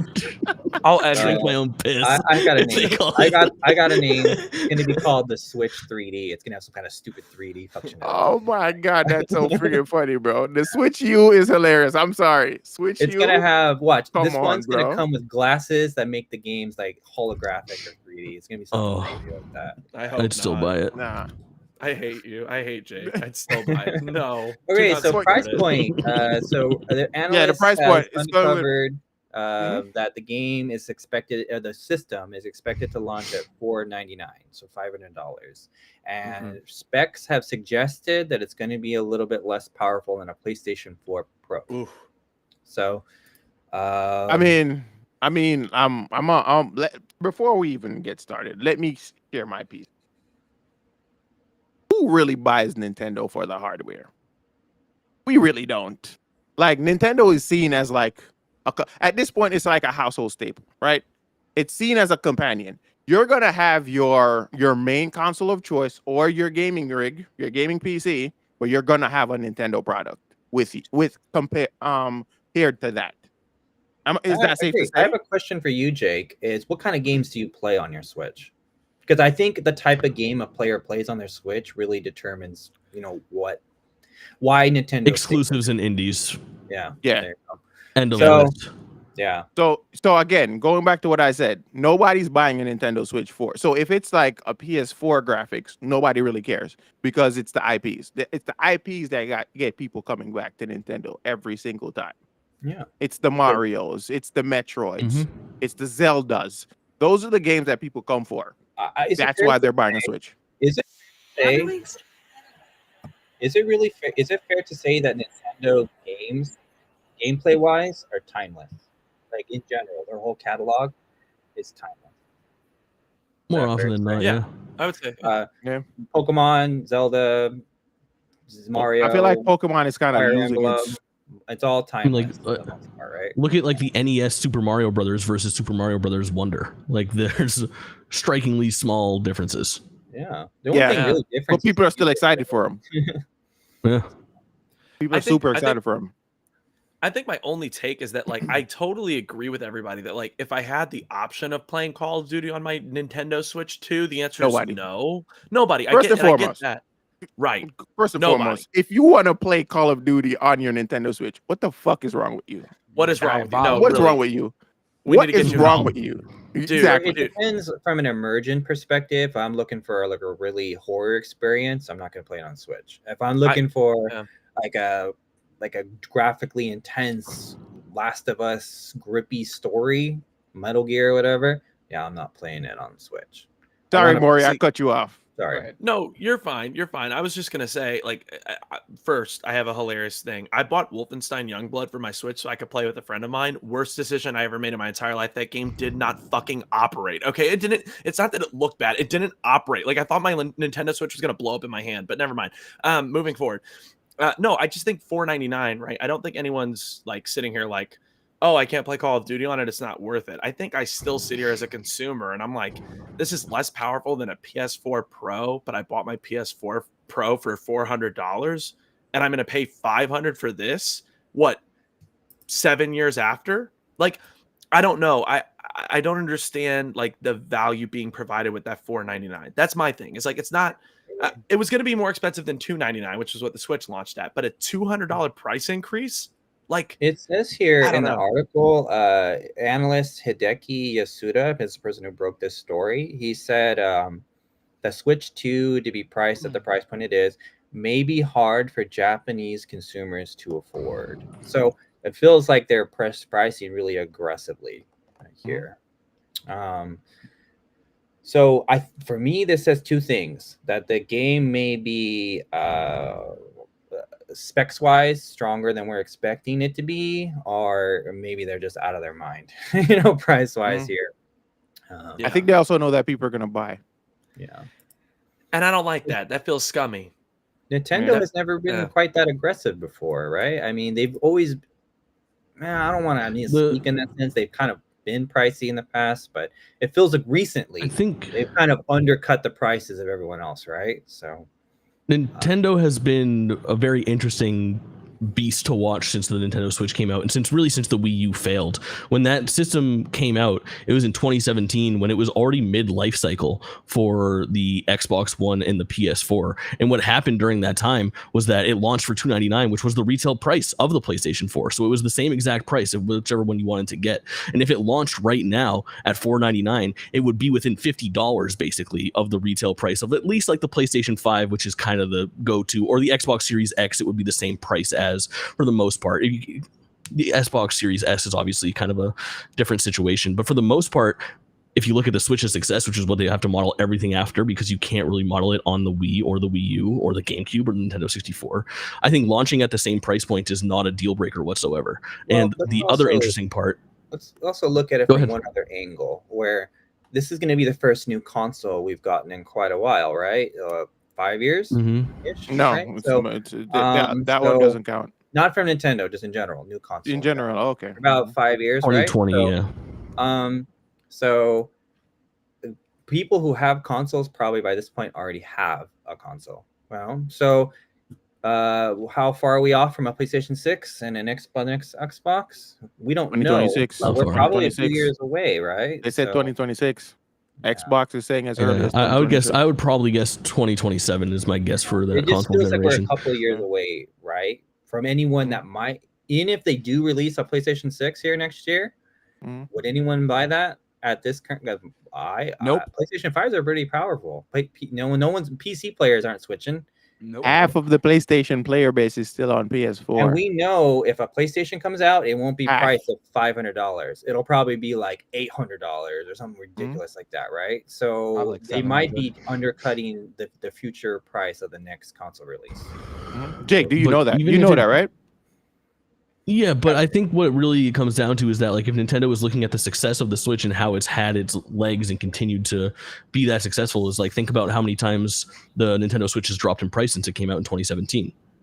It's 0 times. It has not dropped in price. So if you come in at $500 and you stay at $500 forever, it comes down to making more money on the back end than on the front. I think that this is probably accurate, to be honest. The titles maybe it comes down in price a little bit.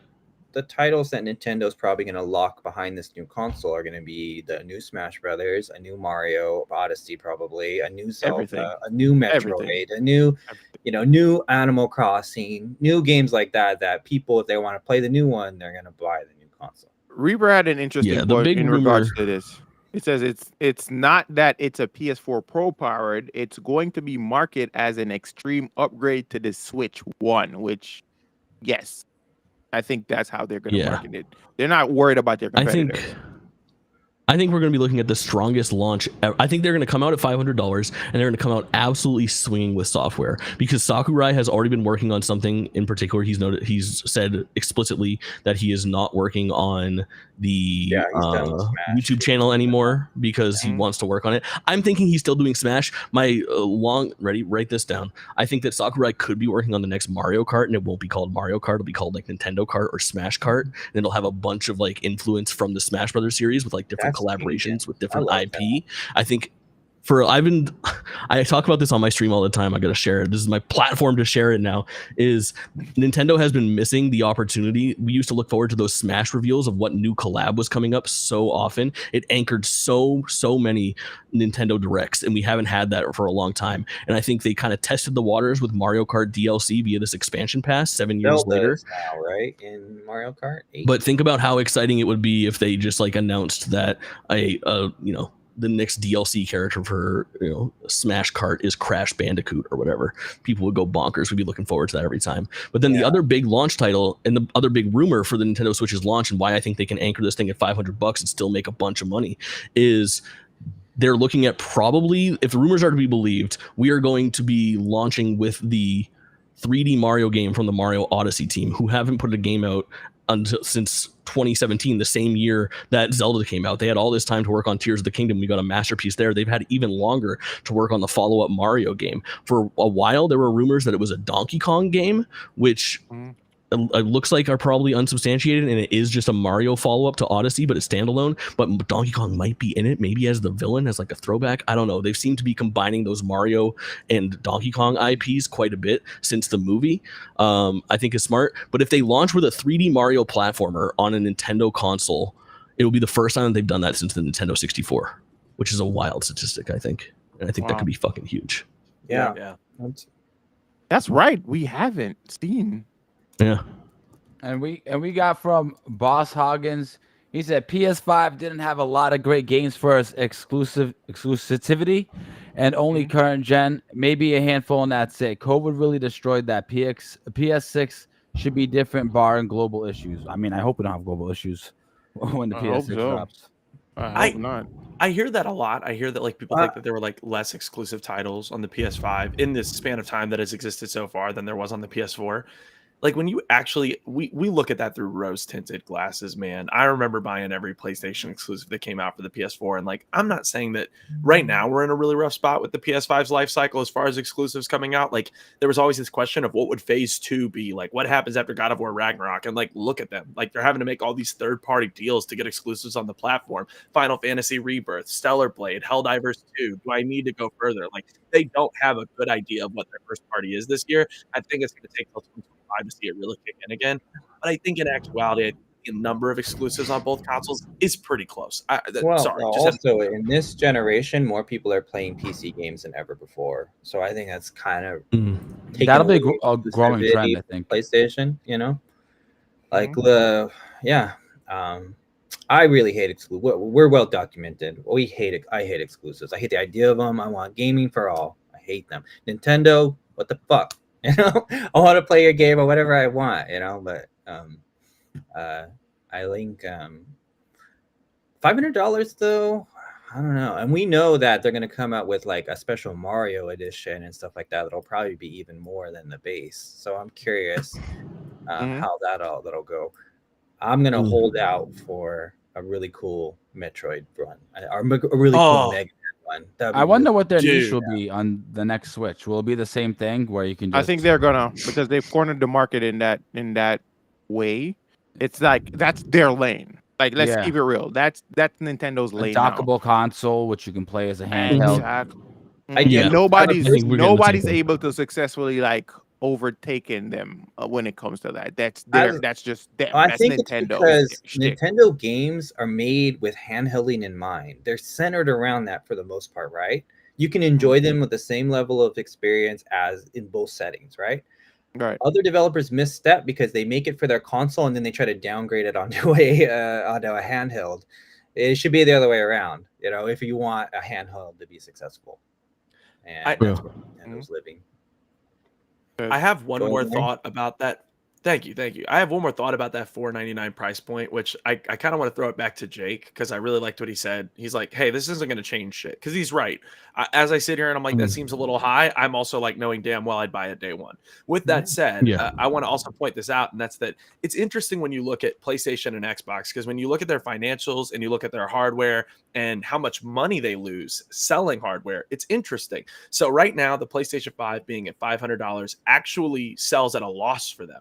The reason they sell it at that price point is because they think if they go higher, people wouldn't buy it. And they hope that people will buy enough of their software that they can make up for that initial loss. I think Nintendo knows that they're the big fucking dog, that they got all these amazing IPs. And they're like, we don't have to take a loss on our console. Maybe $500 is actually an accurate price point. But because we always see Microsoft and Sony undercut that price point so that they can get people in the door, we don't really recognize that. I genuinely think that $4.99 is probably what the Switch 2 is worth. A PlayStation 4 Pro, it's probably worth $400 because they undersell it to get people in the door at Sony and Microsoft, and Nintendo doesn't have to play that game. So I find that interesting. I don't know. And as a person who only owns a Switch Lite right now, I'm wondering, this is just a wonder, like if the game is able to be, if the system is able to be as strong as a PlayStation 4 or close to it, how hot is it going to get in your hands? Sometimes the Switch Lite gets really warm when you're playing it for a long time, you know, especially if you have it connected to the charger. So I wonder how that's going to work out here. Like, so it gets so, sometimes it'll play and it'll get so warm you have to stop playing because it gets so hot, you know. I think it's a sign. Yeah. That maybe you should take a break. Yeah, that too. But the games are so addicting, you know, they're so fun. Like, yeah. Touch grass. My opinion, bro. Yeah. Touch grass. Speaking of which, Mori, we're gonna circle back on that. We're gonna circle back. I know. Oh yes, that's right. Yes. Yeah. Yes. Have you? Yeah. Have you touched grass lately, Maury? No, I got 3 platinums this week. Cash, what do you mean did I touch grass this week? I was sweating. I was sweating in this chair right here. He touched the Glock before he touched grass. Oh, no, wow. literally. No, I had the blicky in my hand this week before I touched grass. No. All right, we're gonna circle back on that for sure. But yeah, so let's switch up topics a little bit. Star Wars Outlaws gameplay surfaces. I was just online. watching the gameplay. Oh, really? Yeah. So Jake and I got to play the game, like 4 hours of the game. But you know, we can. Wait, you got to play the game? Yeah, 4 Yeah. hours of the game. Yeah, we got 4 hours. Yes, I did. I sent it in chat. I sent it. We talked about this. Charles, read your DMs more often. Jesus. No, like, he told me he was getting the game. I just didn't know what happened yet. You know? No, I didn't get the game. We got to play the game. We got to. When was this? Was it a review copy or just a preview? It's not a review copy. It was like, so how it works is demo. it's pretty much a demo. I guess you could call it a demo. But it's just like you have to sign up for it and get access and a bunch of stuff. But yeah. The game is worth noting, like the format in which we played it in is actually worth delving into based on like these graphical takes, because if we had the same experience, I think it's kind of unique and worth like explaining how that works. Because so you remoted into your play session via a launcher, correct? Yes. Yeah, same here. So when we were playing the game, it didn't look and have the graphical fidelity that game is going to have. And the way that they did it is you were allowed to capture your own gameplay. So I captured my stealth and my facial like reaction and everything. And then when I was done playing the game remotely, they sent me a gigantic like 39 gig video file of the 4 hours of gameplay in like full high definition captured on the system that was locally playing it, which was of course an extremely high-end PC. So I feel like what's kind of happened over these last couple weeks is a lot of the people, let's be honest, I'm not the biggest creator in the world. The fact that I was offered this opportunity means that they were offering it to a lot of people. You know what I mean?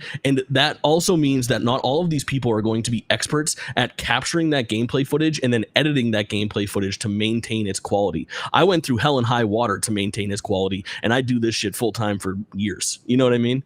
Right. So I think what's happening right now is that there is an inaccurate look at that game's visuals floating around the internet on multiple sources. If you go and watch like people's impressions of this gameplay footage, I see so much like compressed footage and artifacting that looks so dissimilar from the raw file that was sent to me.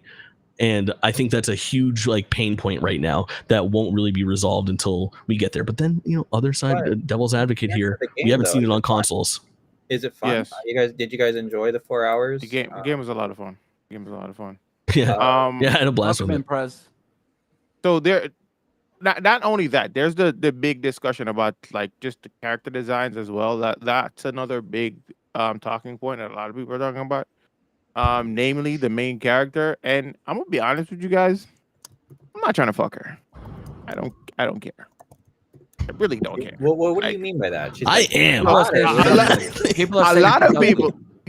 of people are saying she's ugly, bro. I don't give a shit. If the game is fun, I don't give a fuck, bro. I hate. Genuinely don't care. I don't care. Yeah. So when I played the game and I felt like the game felt amazing, especially with the so there's this mechanic.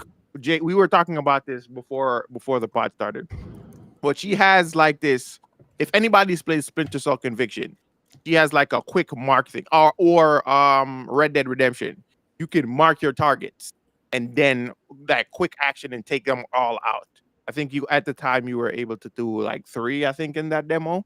Yeah, probably buff it up with stats. Exactly. That's what I'm thinking that's gonna happen. But to me, that was friggin' awesome. And again, as a big fan of like the Splinter Cell series, that kind of took me back there as well. And it also, the game feels so open, bro. The game feels very massive. The fact that you can just hop in your ship and just fly into outer space and just that is amazing to me. Smooth transition, just like straight into space. No transition. So basically, it's really like how they do it. I'm pretty sure how they do it with the light speed shit is probably that's where the loading happens. When you do like wait, so you have to be like, I'm launching into space. There's like sort of a cutscene into space, or you just hop in your thing and just. It's a God of War. It's a God of War cutscene load time transition where you get into the ship, you press L3 and R3 to punch it or whatever, and then it kind of puts you into a cutscene where the ship takes off, and then there's no break in the camera. It takes off. You regain control GTA, when you're in like there. I'm in the car and now I'm driving, like kind of thing. It's not correct. Yeah, it's not like No Man's Sky. Oh, okay. No, it's not quite there. No, yeah. But the game is amazing. The game is amazing, bro, and I'm looking forward to playing I really dig it. Great job calling it like thing that you were talking about when we were getting into the show. That really intrigues me. I was about to let Jake shed more light on that. I really Jake, share a lot. That was one of like the most impressive things. Like I'm actually blown away by what this game is not more than what it is, because when people heard Ubisoft open world Star Wars, they were like, oh, Assassin's Creed with a new coat of paint, and it's very much not that. This game is a really focused and story driven third person shooter with like open zone elements, even more than open worlds, because it's like 3 or 4 very open worlds, if you will, but they're kind of smaller in scope than you might think. Right. I really like the open areas, but it's mostly like a compass where you'll see a question mark and you can go to this little dugout in the corner of the big open field and talk to some person and get a fetch quest to go do this. Does it happen at the same time, Jedi Survivor and Fallen Order? Is it happening at the same time? No. Or is it different? No. So in between Empire and Jedi. Yeah. Say it again. I'm sorry. It takes place in between Empire and Jedi. Han Solo's frozen in carbonite. Luke just had a crazy revelation. He's training with Yoda on Dagobah. So there's a chance Cal Kestis could make an appearance in this game? Is that what you're saying? No. I think chances are very slim. No? Yeah. So here's the thing as well, too. It's being touted as the first open world Star Wars game. Because that's huge. Because we've had Jedi Survivor. Because Fallen Order takes We've place had the Jedi series about 20 years after Order 66, right? Something like that, right? So about 20 years. Yeah. So that would be right. No, it's not 20 years. It's not 20 years he's after. He's a kid when Order 66 happens, right? And then he's an adult. So probably about 10, 15 years ish, somewhere around It's there. not far away from it because Luke is a Jedi during the Fallen Order events, right? So it happens during the Turn of the Jedi. Luke 'Cause, is a okay, Jedi. No, so Luke is a according to kid. Star Wars lore, During Fallen Order, no, Luke is probably still a baby because when Order according to main 66 Star Wars happened, lore, New Hope takes Luke place is just 18 being born. years after the events of Order 66. So that means Cal Kestis is probably doing his thing maybe a couple years prior to. Are spoilers on the table for Jedi Fallen Order and Jedi Survivor? Like that's the thing. I don't know. mid-game spoilers? I don't know if we I can. don't know if we. I don't think we want to Do do that. I don't know. I don't want to get in Not trouble that with important. Ubisoft. Let's talk about the morality system and Exactly. Please, to circle that back around. I'm please, wondering- because I would love to work with Ubisoft again, please. to circle that back around, and I'm wondering if, like, eventually down the road they'll combine those universes. Maybe Cal Kestis is I think here in Outlaws, you know, because he's like it probably would probably both be a at this tall point. order for. Yeah, It would probably be a tall Ubisoft order for and EA's little baby Star Wars character Exactly. and Ubisoft's little baby Star Wars my character to question would be, he would be combine like a forces full this man. early. Would he probably be like in his 50s or 60s? You know? Yeah, I don't know. Titus said in the chat that Jedi Survivor isn't really open world. It's open environments with different levels, but it said so it's basically like biomes pretty much. Said I'm pretty sure I think they're Outlaws gonna uses combine something it. similar unless really actually do. fly the different. No, I think it is more Jedi Survive. The fact that they're toting it as an open world game is very big. Yeah, it's very big. Yeah. Yeah. So, yeah. But don't be my time surprised. spent I'm in the calling it open now. world I'm calling it now. was not When that the game- impressive. What? What's his name? The main guy from the Jedi series is going to be making some kind of cameo type appearance. Jabba the Hutt I'd is like it if there. that happened. Jabba the Hutt is in there. So with me, the open world stuff was cool, but for me, I had a much better time with the stuff that was a little bit more linear and on rails, like the big missions and the set pieces and the stuff that we played. Yeah, the stuff that we played like in our vertical slice takes place like it's like probably takes place within the first like 20 minutes of the game starting. We were definitely missing like an opening cutscene type of thing, but for the most part, it felt like we were getting dropped into like the beginning of the video game. We played that for 3 hours, and then we got an additional like vertical slice from hours and hours into the game to kind of show us some different stuff. It happened on the planet Kijimi. It's a winter planet. You see it briefly in Rise of Skywalker. It's like the snowy planet that they go to there. But the time that was spent in those missions was so cool, and I had such a blast doing the stuff. This game requires you to be a scumbag, and they have a really cool like progression system where you have to choose, pick and choose basically what you're going to do and who you're going to screw over. You have these 3, potentially 4 factions that you are kind of working alongside, and you have to choose which one you're going to work against and work with, because the other ones you'll basically be working against. So there's a lot of like kind of levels going up and down every time you make a decision. Really, really cool stuff. And I was surprised how well that translated into gameplay mechanics. And it's like what I was saying before about how I'm impressed with what this game like isn't more than what it is, if that makes sense, is because I had a situation.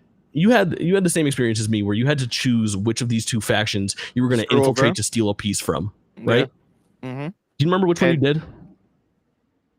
Was it what are they called? I can't remember their names.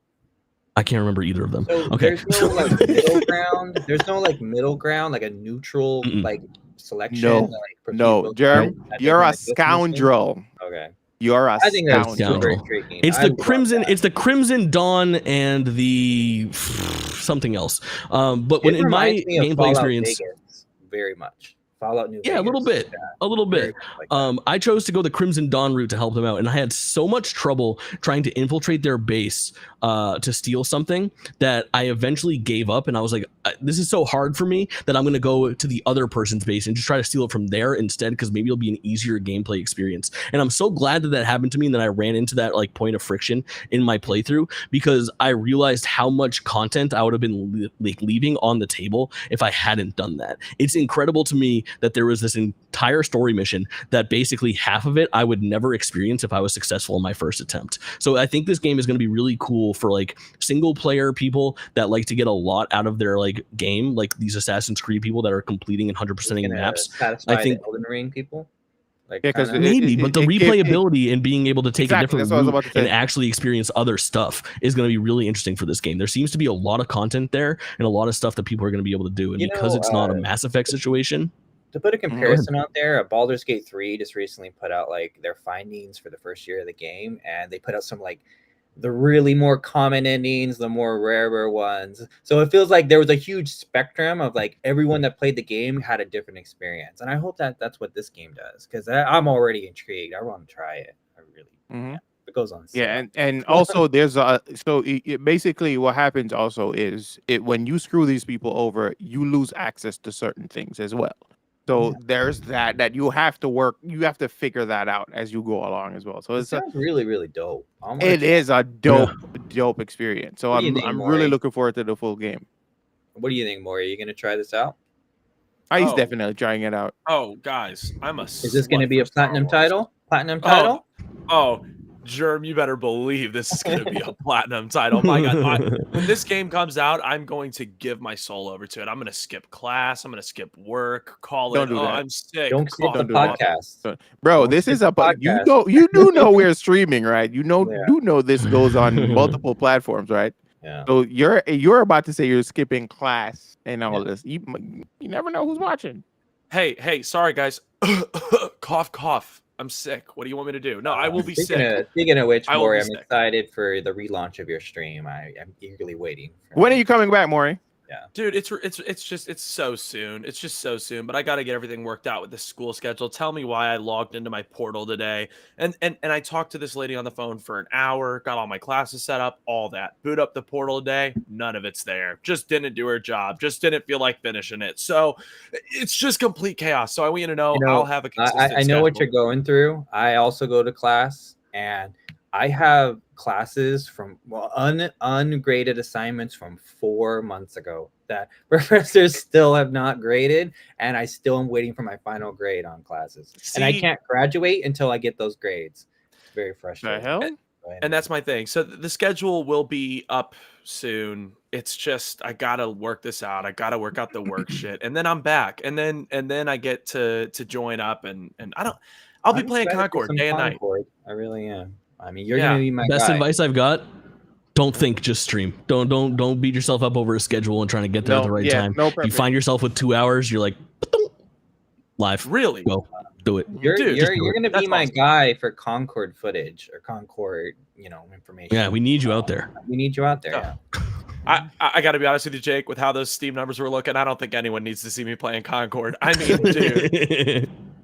I don't think people care, but I do. No, I appreciate that advice. Yeah, I need to hop back in, but it'll be soon. It'll be soon.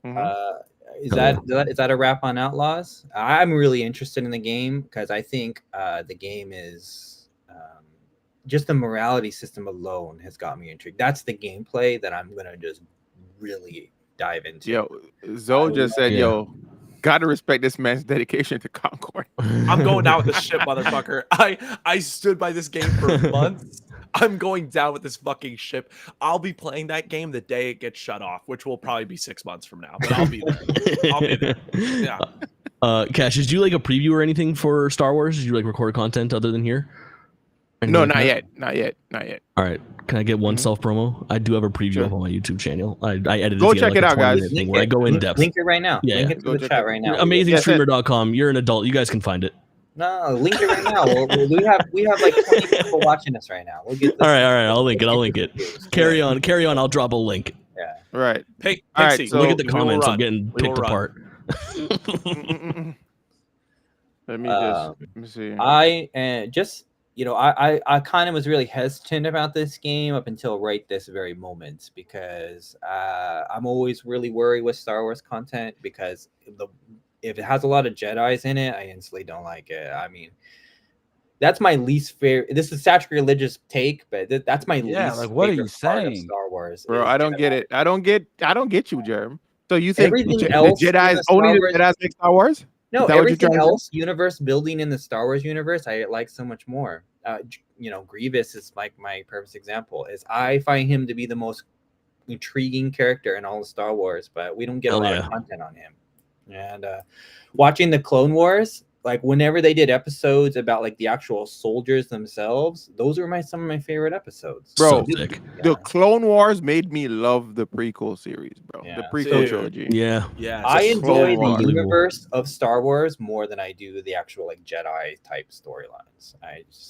I'm more. Quick question, side question. Totally unrelated. Kind of, sort of, not really. What are your thoughts of the current state of Star Wars, guys? They ruined it. I mean, I got to be honest. From the moment I saw the first episode of The Mandalorian, I knew that I wasn't going to like the Disney I era. called it very hot and cold. Like some of it's so really good, and some of it's wait. not so good. But wait. Not ruined, The but not even Mandalorian is what close. ruined it for you, Maury? Dude, I think the Mandalorian's plotline is so shit. Like, let me explain what it is. Every fucking episode is, oh no, we need a new part for the ship. Let's go to this foreign planet Side to quests, get the part. dude. Side quests. It's literally the entire plot line is side quests in an open world game. And I mean, I think it's so shit. Obviously, I thought that The Force Awakens, I'm a diehard Star Wars fan. If folks don't know this, I'm a diehard. Mhm. I thought The Force Awakens was fine. It was very okay. It was a repeat of Good episode Star Wars. 4. You're talking about just Bro, the best of the Force Awakens, trilogy. not the series as a Just- whole. he not the has trilogy to as a be. whole. Not the trilogy or shit. Rogue One is top 2 Star Wars movie of all time. And very limited Jedis. That's what I'm saying. Star Wars is so much better. The less Jedis there are, the better. See, The less no. Jedis. Everyone, don't listen to this. I want mad tons of man, okay? Jedis. No, I want tons of Jedis. No, I'm saying no. I understand what Germ's getting. Germ, I agree with you. I think sometimes some of the coolest stories in Star Wars, like Andor or Rogue One, don't have Jedis in them. But like, I have a stiffy for like, dude, Cal Kestis, bro, in the Jedi games. Oh, he fucks. I love him. I want to see him all the time. But I think Yeah. you're misunderstanding. I like Star Wars as a whole. I appreciate everything there is about Star Wars, but I just always like. Actually, a lot of people actually love Andor too. Andor, it was a slow burn, but a lot of people eventually caught on and really, and apparently they're having a season 2 as well. So I think the state of Star looking Wars forward is to that. very hot, cold, and Mhm. it's overall, it's had some hits and it's had some misses, but more I'm misses not going than to complain hits. too much because we're More actually misses than getting hits. more Star Wars. There was a Nah. good. No, I'm 25 complaining. years, There's but been we more didn't- Star Wars misses. should have stopped after the 6 movies. hold on. I would watch like Nah. a political drama like The West Wing set in the Galactic Senate. Bro, Like, I love that'd be any nuts. of that There's shit. like a conspiracy happening behind the scenes that is not about Order 66 Yo. whatsoever. That'd have been Yo, nuts. yo, Listen. Jake, I'm stiff, brother. I need that Yeah, dude. shit. Oh It my would go god. so hard. And you know what? There's a high chance there won't be any Jedi's in that. So it'll rock, Yeah. right? I'm so No, sorry. Did you Jedi's guys will watch probably be Skeleton in Crew there. trailer? Skeleton Crew? No, I never saw it. I didn't see it. Trailer it- kind of dope. It's like the Goonies but Star Wars. Yeah. But Yeah. was it the official trailer? Because I didn't get to. Yeah, I thought yeah. it was. Oh yeah, I have It to came check. out in like the flurry of like the D23 news. It kind of slipped under the radar, but it's worth Bro, watching. the Marvel stuff trailer. kind of overshadowed the D23 stuff, bro. Yeah, for Yeah, sure. so- Shittiest announcement in Marvel history. I know that this isn't nerd actual, but what the fuck, brother? What do you mean we're bringing RDJ back to play Victor Von Doom? Kill yourself. Fucking wild, I'm bro. not so I don't get like it. mad about that announcement, but I am mad about like where the fuck is Spider-Man? What the fuck is Tom Holland doing? Why you leave me on that Wrapped up in cliffhanger Sony at the end bullshit. of that movie, Yes. and now I'm waiting. Oh, it's Sony. That's Sony. That's all Sony. That's not Marvel. That's That's Sony. all Sony. That's all Still. Sony. Uh, The I fact need that we haven't Closure. seen anything about Spider-Man is all Sony. But I they need also have a Closure. TV show. They have a Marvel TV show coming out for Spider-Man. There's Spider-Man. What's it called? First Years? it's like some freshman shit? year or something like Freshman that. year. Yeah, freshman something year. like that. There you go. Freshman year. Okay. So okay. there's that. I have a question, and it's so out of the way, it's so out of pocket, but I have to ask right now, and I know this is insane. But we've been talking about Outlaws, so it feels like somewhat relevant. Can we go one by one? I say the Star Wars project that was released, no further commentary. We all just say hit or miss. So I would say Go ahead. I'm ready. Okay, so it's gonna go Cash, Jake, Mhm. Germ, Heartless, me. No further commentary. I just want to gauge the room and see how we're feeling about Star Wars as a whole. Episode Mhm. 7. That's Miss. Go ahead. that's the word Miss. with Ray, right? That's with Ray. No. Episode Germ, 7? we broke the first rule. We No, broke the I first, just I'm want to kidding. confirm. That's the one with Force Awakens, right? That's episode 7, right? Yes. Okay. Yes. Miss. So let's try to I miss. miss. Yeah. Miss. Convoluted as Hit. fuck. Miss. Okay. Yes. Hit. Alright. Rogue One. Hit. All Hit. Hit. Miss. Hit. This fucking dickhead. Sorry. Anyway, episode 8. miss. Hit. I don't even remember episode 8. I'm sorry. just It's Miss. yeah. Miss. So it's clearly a miss for me then. If I'm saying that, it's because it's a miss. Solo. Miss. Miss. Total miss. Hit. Yeah. That's a miss. Miss. Miss. Hit. Miss. Hit. Really? Not Hit. 9.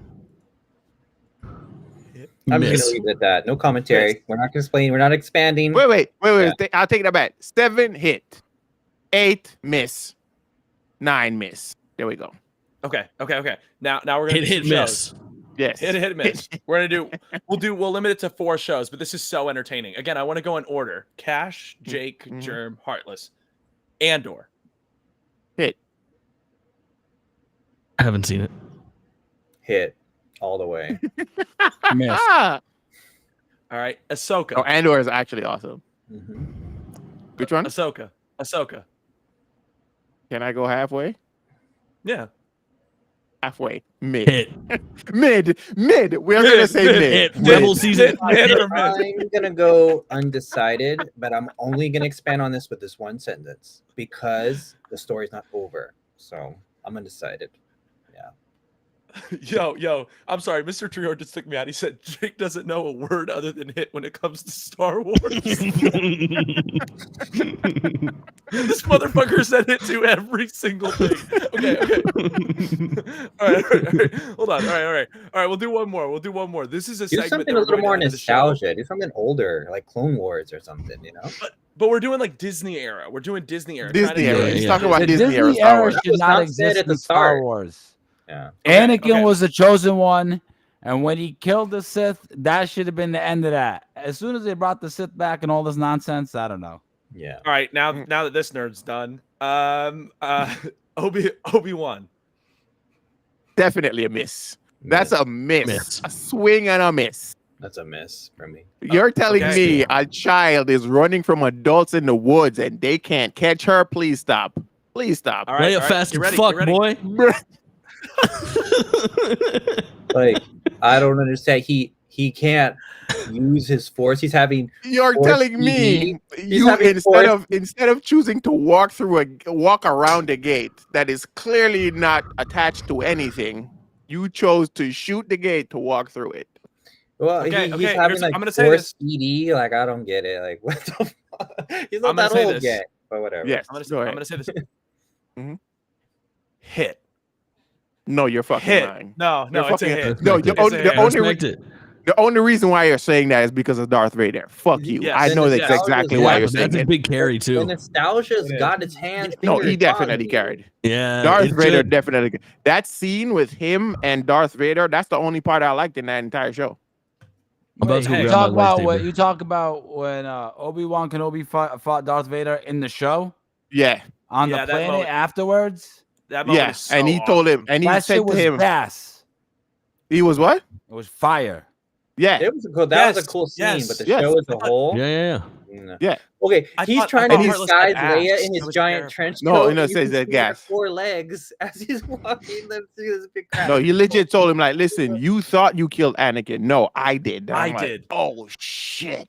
Bro, See, that and was that's the hot. thing. When you get That was those hot. peak levels of Hayden Christensen and Ewan McGregor back in the suits, and that's the line delivery, I'm sorry. You got me, man. That's a hit. That's a No, hit. but I can't give that show Yeah. that though. The dog. common scene. dialogue That's is nice. that's the best part of the whole show, and the show Great sucks. scene. Though. Great scene. Yeah, but goated exactly, scene, exactly, but Heartless. as a whole, that show is not good. As a whole. Okay, so we're gonna wrap up hit, mid, Yes, or miss. Vader prevented the ship from flying away as well. That was fucking fire. Oh, as that well. was hard. dope, dude. That was so tough. Bro. So listen, That was so here's nuts. what we're gonna do. At some point in the future, we're gonna bring back hit, mid, or miss, and we're gonna make it like a little thing that we do for whatever topic in the week. Because Yeah, that was yeah, fun this as is fuck. sweet. That was Yeah, fun. that could That be was the fun. future. I like Okay. That could be a future segment for Nerd Actual. I'm actually. This is segment. going to become content. Yeah. I'm putting it out there. We're gonna cut that out. This is, I Guys, see the hey, I'm future. just- the future of Nerd Actual is starting to come into focus. It really is, right? Yes, it is. Guys, I'm Yeah, I'm I can really see it. him. I'm Himmy Neutron. I'm Timothy Chalamet. I'm Himmy Hendrix. What can I say? But no. Speaking of what might not be a hit, did anyone see Yes. the Dragon Age Veilguard editions? Did anyone see Yeah, it? dude. I did Cash. not. But Cass, so what'd you here's think? what's happening with this Dragon Age Veilguard. So it's apparently being released on Halloween, but this this report is coming from Polygon. It says BioWare's publisher Electronic Arts debuted a new trailer on Thursday announcing Dragon Age Veilguard will be released on October 31st. Do The you Veilguard mind, would be Josh, released. if I dive into the actual collector's edition when you get to that point? Do you Oh, mind? yeah, for sure. I got you. So it says the Veilguard will be released on PlayStation 5, Windows PC, Xbox Series X, and pre-orders are open for standard and deluxe edition of the game. BioWare said the new trailer appears to be largely cinematic and shows Rook and companions heading off on an adventure to take on elven gods. It also including some glimpse of combat, romance, and big bads. And yes, there are dragons. Germ, fill us in on Well, about this whole shtick of First the thing I want to Veilguard. say is the game's coming out on Halloween, so it makes me Mhm. wonder if this is a horror like narrative. You know what I mean? Like, Mhm. if the game's gonna be scary, I wonder because I don't think so. demons. Good dragons- release date. It's interesting. Yeah. It's an interesting release date, right? I wonder if it's gonna be a very scary. I like game. it. Yeah. Yeah, I wonder but why yeah. they chose that. So It's there was easy some to remember. It's collector's like Final editions. Fantasy coming out on Leap Day.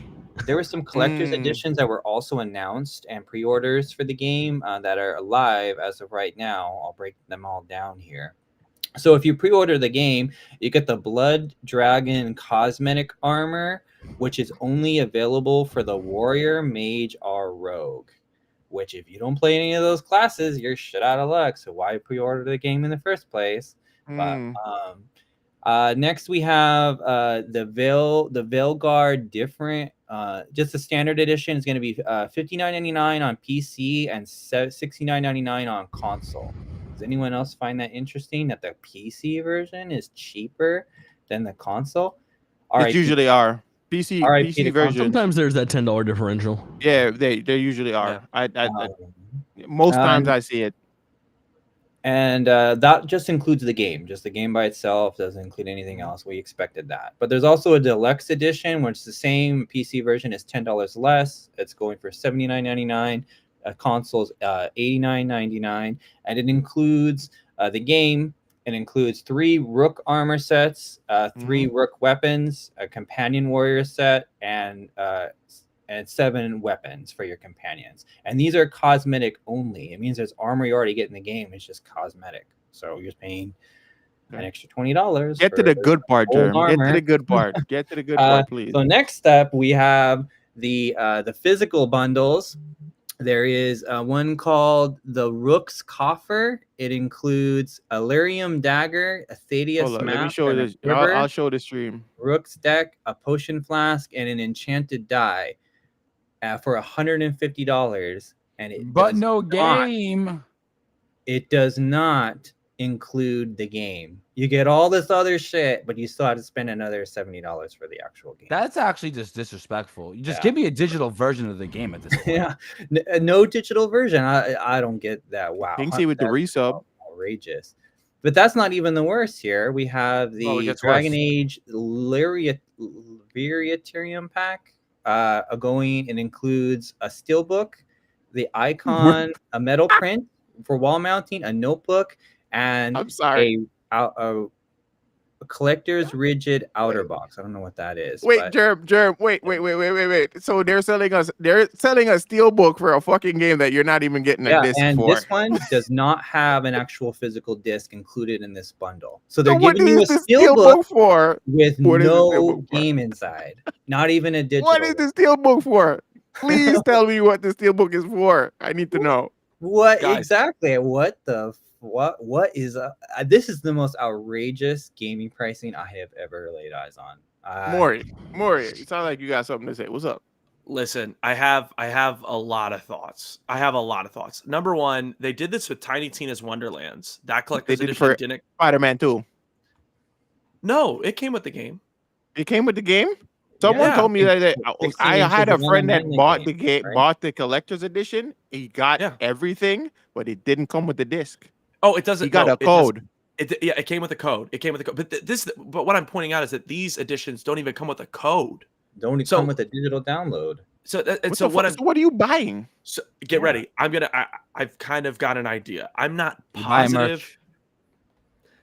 It's that, but it's also the fact that, like, think about how many people buy games through online stores now because they get the game at 11 p.m. that night. At least that's my time. They get the game at 11 p.m. and they don't want to wait until the next morning to go pick up their collector's edition from GameStop. I wonder if this is a response to how much of the industry right now has moved toward digital over the last 5, 6, 7 years. I think that right now, most people don't go out and buy a game, and people want to play it that Thursday night when it comes out 11 p.m. So maybe this is their answer to it. I'm not a big fan of it personally as a physical guy and a guy who's, I don't know. I have something really important to say on that. This is a trap, and I'm going to say it because it's coming out on Halloween. People that buy Christmas presents for children, they're gonna be like, "Oh, Dragon Age is coming out. I love the Dragon Age series. I want it for Christmas." Some grandparent or someone not in the know is gonna buy one of these collector's editions, and it's not gonna have the game with it. And they're gonna be duped out of buying something they think their kid's gonna like, and it's not gonna have the game in it. I think this is I really dislike. I really hate this. I can't. Going back to what Mori's saying though, I kind of agree with what Mori's saying also about this as well, because when it comes to stuff like that, I feel like the industry is also partially to blame for all of that, right? Because they've kind of trained their customers to kind of do that. Like everybody's going digital for a reason. It's because it's convenient. It's the most convenient way of like getting your human shit. nature though. Exactly. You don't have to join a line anymore. Like I remember those days when I had to join a line to get games when it drops day one and shit. Like midnight. Remember midnight releases, guys, when we had to go to GameStop to join a fucking line? But I love that. Not happening anymore. Yeah, I missed that too because it was so social. It was so social at the time. You used to have conversation with these people online on the lines. You know, you even became friends with some of them. Like, keep it real. You got a game. You got a gamer tag. Yo, let me follow you. That doesn't really happen anymore. Stuff like that doesn't happen anymore. And usually, people that go to those lines, they usually are wearing merch related to either the game or something that they like, and you just connect with these people over that. Right. So that is lost. That's like it's going back to what we said in previous episodes. Twitch is the new arcade. That's what Twitch is. Like that's where we come and meet cool people nowadays. Like to me personally, I made a lot of friends on Twitch so far. A lot. Yeah. Right? Everyone here. Everyone here would not have met without Twitch existing. Everyone that's right here. You know? Exactly. Yeah. So that's what it is. Like somebody wants to come and hang out with you, and it's a great thing, but I still miss that. Yeah. You know what I mean? So, I feel that way with the arcade scene for fighting games. You know, I miss it. I miss it a lot. I was gonna say, Jake, do you think that this trend that we're seeing from developers and publishers, do you think it's just a response to the digital market and people wanting to play it at 11 p.m. on Thursday night?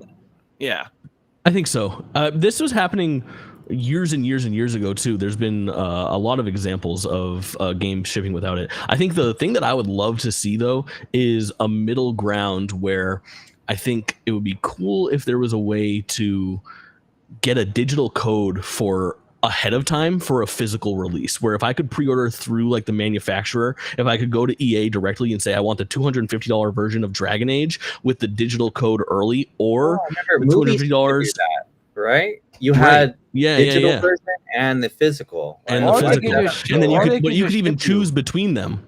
So that way I could either get the digital one ahead of time, give me that code so I can download it, I can play it at midnight along with everybody else, and then sometime on release day or during that week, whenever, you can ship me the physical items. Or if I'm really hardcore and I don't mind waiting and taking the gamble of if it'll be here on release date, I can just get the physical one with the steelbook and the disc inside. I think that flexibility would be really nice because I'm not doing either at this point. Of Dragon Age here, I don't understand why it has a case for a disc if you're never going to have one.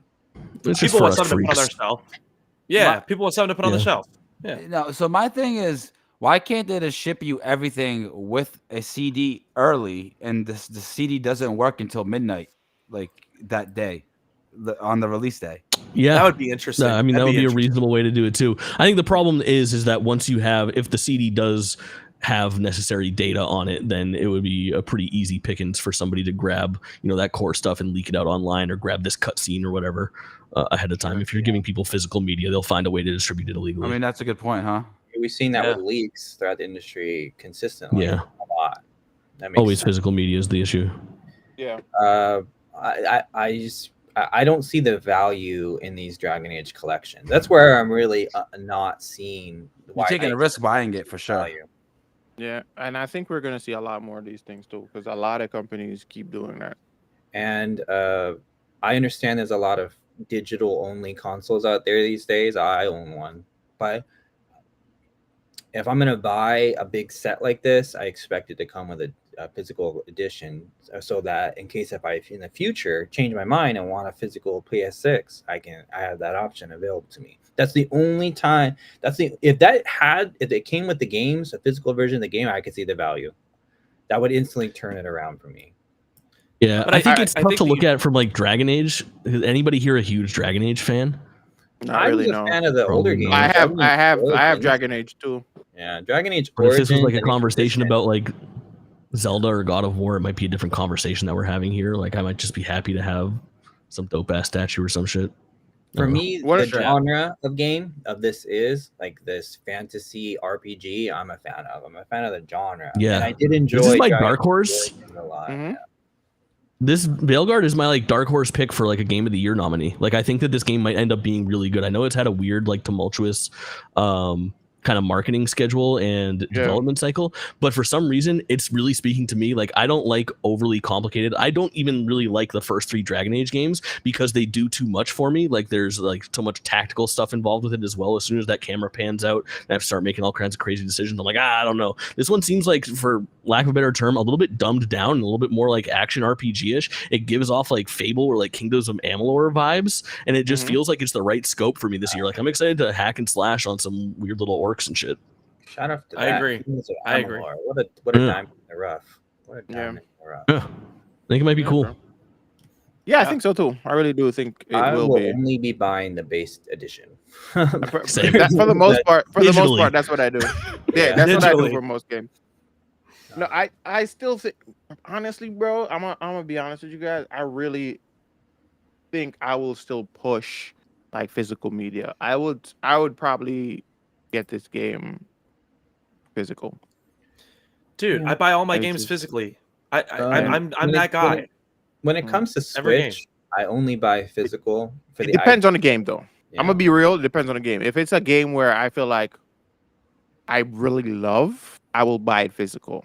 If not, I buy it digital. That's kind of for Wow. Nintendo how properties. Always, You know what I mean? physical, because I never know if I've Nintendo got- take them away or not have backwards compatibility on their consoles. So The Yeah. other side of like the digital availability is like I have streamer friends that are so hardcore into like PlayStation. Like they were so excited for Marvel's Spider-Man 2 that they pre-ordered the collector's edition. The collector's edition came with a physical copy, and they went as far as to buy the digital version standalone so they could play it and stream it at midnight. Then the next day they got the physical copy in and then took that physical copy and then sold it to somebody at a loss just so that they could get it ahead of time. So Yeah. there's dedication for the physical media sometimes, but sometimes this streaming world can kind of and I take like precedent. the idea of physical Right. media too. Is like we were just talking about earlier, connecting with people. Maybe you're trying to convince someone to try a game out, and what's the easiest way to do it is like, here, borrow my game, just return it back, just Mhm. don't scratch it.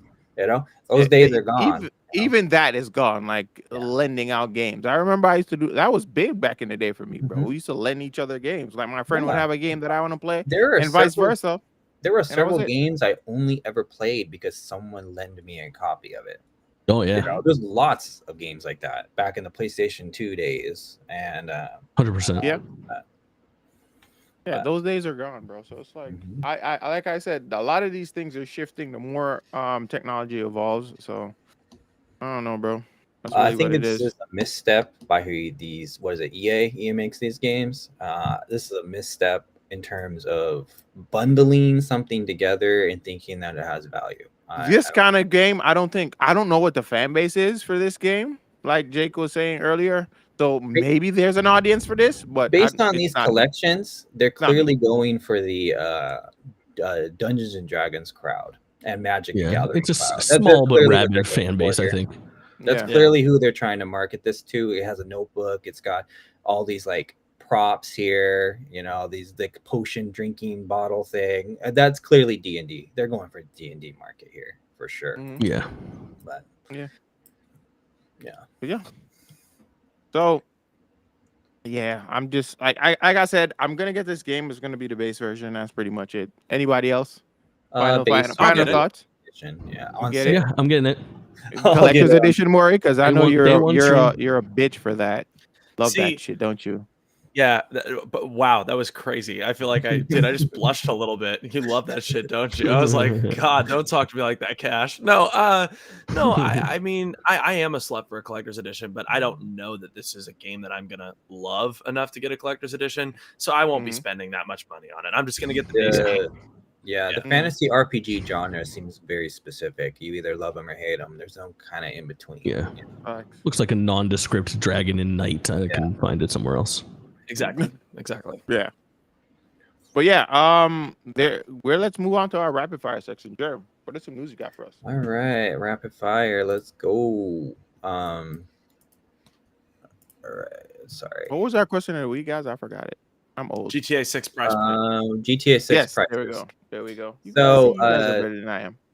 Rapid fire. So Kenna, the Bridge of Kenna. Spirit is now coming out on Xbox, formerly a Sick PlayStation game. exclusive. So that's another sick. great step towards eliminating exclusives.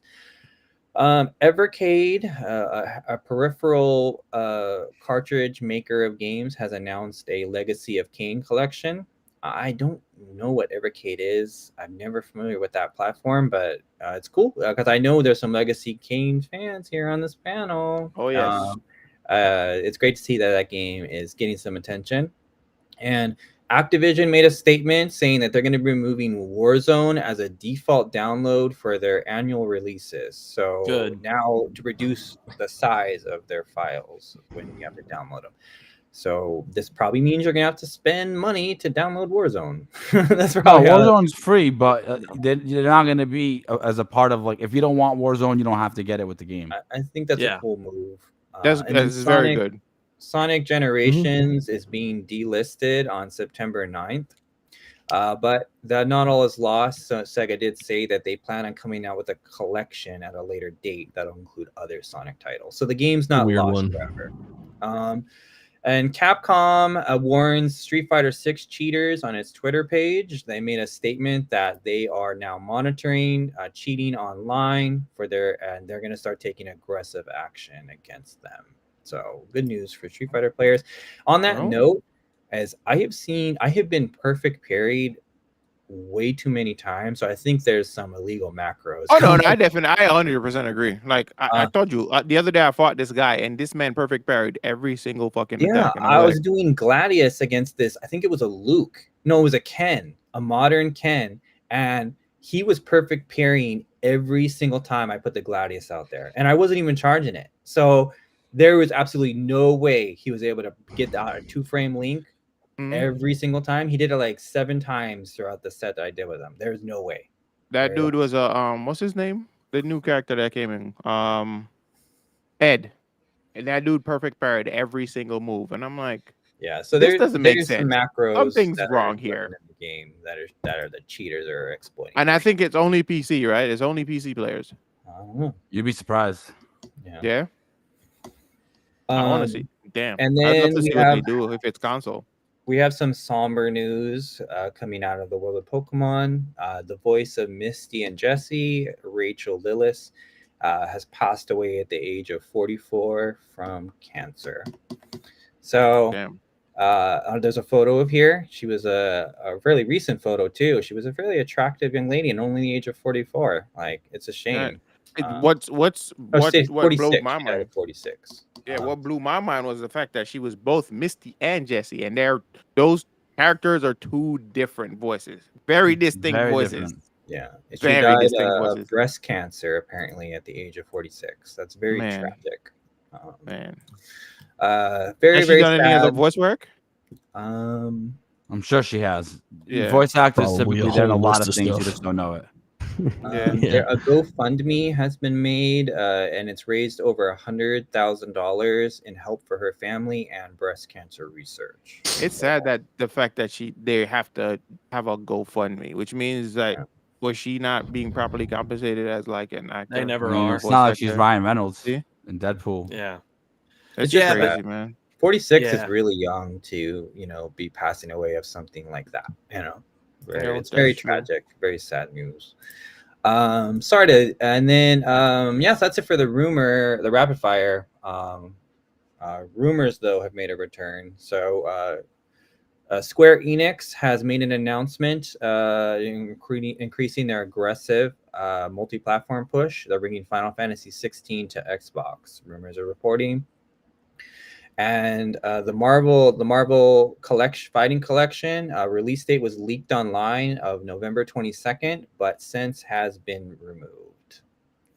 So November 26th. Why is it taking so long for them to actually make an official announcement? That was my question for the panel: is why has Capcom not released a date on this? Right. I thought for sure we were gonna get it. There was rumors of it shadow dropping at Evo. That's what I thought as well. And they didn't even do like a crazy trailer or anything. I kept saying that we were gonna be able to buy physical copies at Evo. I kept saying that, but it didn't happen. Very surprised. I think there's I've got like this long list of games that are like slated for 2024 that don't have release dates, and every day it gets a little bit lighter as things get announced. Like the Until Dawn and Dragon Age are all kind of getting like announced and stuff like that. But Marvel vs. Capcom is on there. I think that maybe we get a lot of light shined on some of these games at Gamescom on Tuesday. Is probably my guess, whether at the live show. And I think Disney/Marvel is holding the release date back because they plan on either releasing some kind of cool collector's edition related to Marvel of some kind, or they're trying to coincide the release date with maybe some announcement for a movie that they're trying to do. So I think Marvel vs. Capcom movie. Marvel vs. Capcom movie. I don't know, but maybe not that. Maybe not that specifically. But I think Disney is holding the release date to release with something else. Maybe Avengers, like a paired release, like an Infinity Gauntlet edition that also includes Marvel vs. Capcom. Have you guys seen the actual Infinity Gauntlet, like the Infinity Stones? They have those for sale. They're made of actual There's stone. that, and it's backed up by what they're doing with Fortnite. I think is Fortnite's got its Doctor Doom thing surrounded by the whole announcement at Comic-Con. They're really centering around that, and I think maybe. We haven't really got a lot of Fantastic Four news in terms of their game coming out. Maybe they're getting ready to drop a trailer about it, and it's gonna maybe they're gonna add Fantastic Four skins to the game, or or maybe add more characters. Time is winding down. I brought up my little list. I feel like this is staggering. It's the middle of August. We don't have release dates for allegedly non-comprehensive, not official. Lego Horizon, 33 Immortals, Indiana Jones, Kingdom Hearts Missing Link, Tales from the Shire, Marvel vs. Capcom Collection, Metal Gear Delta, Power Rangers, Reader's Rewind, Sonic Rumble, Starfield Shattered Space, Towerborn, Deer and Boy, Hyperlight Breaker, or Metal Slug Tactics. Doesn't that seem wild? Yeah, that's crazy. Yeah. So I think I'm just willing to bet that there's going to be a Disney announcement that's going to pair with the Marvel release date. There has to be a reason why they're holding it back. There has to be. Could be a movie. Could be something. Who knows? I don't think there's any other Marvel movie that's slated for the rest of the year, and we're way past an announcement. Well, there is. Was it Captain America? No, that's next year. That's in February. Just one this year. Yeah, Agatha All Along is in 1 month. Are you guys looking forward to that? No. Is anybody looking forward to that? I originally thought it was going to be with Deadpool Wolverine, but that came and went. So we got another follow. Thank you for the follow. Thank you. Follow. That'll get me somewhere. No, Capcom has never really been like this before. They just release their stuff and that's it. So I think, I sense Disney/Marvel's, involvement here. Maybe not. We really don't know. Like it could be on Capcom side as well, because I think Capcom might have more control over like release dates and stuff at that point. Yeah. So we don't know. Pinksy. I'd love to know though. Pinksy, by the way, I followed Monster Hunter on Twitter, and I've been looking through all their videos. That game is a game. Look, I have a Google tab right here looking at what the price is going to be for it, because that game is looking really cool. Not gonna lie. Mm-hmm. Yeah. Actually, I have Monster Hunter. I think I have the last one. I have yet to play with Pinksy. My bad, Pinksy. We need to dedicate. I have Monster Hunter World, It was free on PS and a while The gamer back. actual guys need to play When Monster is the new Hunter. one? It says 2025, so we got months before. Yeah, that no one release comes out. date. But I think No I'm release gonna. date. Oh yeah, I think I'm gonna have to get that one though. Yeah. Spend That's your cool. money on a platformer though, Heartless. You know. No, you no, know. no, no, no, no, not just any platformer. Heartless. Yeah. When are we playing Prince of Persia: The Lost Crown? Heartless. The time is coming. I just trust. No. The time already No, passed. it This did is way pass. overdue now. Episode 20. We're now 6 episodes in, bro. We We will should- get there. We should explain, Jake. I know you're out of the loop right now. So what we do is every 10 episodes, there's a challenge that one of us has to do. Heartless's challenge that he agreed upon, mind you, was that when we hit episode 20, he would play a platformer because he's never played a platformer. The one we chose No, was I Prince never of played. Persia. That's a He lie. doesn't That's a like cap. them. He doesn't like them. Sorry, he Prince of doesn't like Persia's a them good because pick he's for Man, GOTY taps on my conversations. It's going to be name. in contention this year. Yes, I agree. And that's why we were like, yo, you should play this. He's 6 episodes behind. He's not touched it. He had the excuse of Evo a couple weeks back. That was a But fair that's over. excuse, but Yeah, but that's long over. gone. Never make bets without stakes. That's the punishment. You gotta be on that. You gotta make stakes. I like this. You don't this. do this, Well- then this happens. I think maybe it's reaching if it reaches episode 28 and then it's still not fulfilled. I think maybe we should be like, hey, now you got to play. Heartless needs to 2 shave his head. You know, Carlos is- My yes. head. Yes. gotta Yes. you create some incentive. I don't have enough subscribers to justify shaving my head on stream. So y'all can go to hell. That's fair. True. But I'll no, shave my head I on really stream. want you to play. You Stop. shave your head out. Jake, Yeah, Jake. and we did you a favor, Heartless, by actually picking a good platformer. If you keep this dragging out, we're gonna pick a really bad platformer for you to play. But I really wanted to play Prince of Persia: Yeah. Lost Crown. Jay, did you play Lost Crown? Yeah, loved it. I didn't Yeah. finish it, but it's big. It's big for a Metroidvania. Yeah. big. Did you purchase it or did you get a review copy? What do you think? Yeah. Okay. Never mind. I know for a fact. I know for a fact. Review copy provided by Ubisoft. Yes, me too. And I enjoyed that game thoroughly, bro. Like I Dude. really did. Yeah, me too. That's Mhm. awesome. Yeah. All right. So, question of the week: how are we doing next? Wait, did you get Beyond Good and Evil, Jake? Same deal. Yeah, I got a review copy. I thought that was sweet, dude. The game is amazing, Super crispy, isn't it? 60 frames per second. Yeah, Yes. that game It's holds up too for a Zelda like. pretty well, bro. And I think it's just because of the design choice. It's what they went Beyond Good for. and Evil? So That's Mhm. an all-timer for me. All-time Yeah. classic. I love that. Yeah. Yep. Really dope. Timeless game. I wonder if this was just like a testing to see if, based on how well this release did, if they would decide whether or not they're gonna drop a sequel or announce a sequel or whatever. I feel like that's what it was. I think they Supposedly, gotta at least have it was good. something cooking. You know that they're Yeah. maybe trying to get released, but they need to build some hype. There's up for it additional because- content in this 20th anniversary thing that connects it directly to Beyond Good and Evil 2. See, that yeah, they exactly. Swear up and down is still in active development and coming along nicely. Yeah, just we'll like the never see Prince of it. Persia, Sands of Sands of Time. Time, yeah, yeah. That we only saw fucking still 'cause for a if you would have JPEG. dropped that game just raw without the hyping up the original, it would just fall flat because most people don't like the Gen Z gamers don't know It that. has the fan base kind of grew up. Yeah. Yep.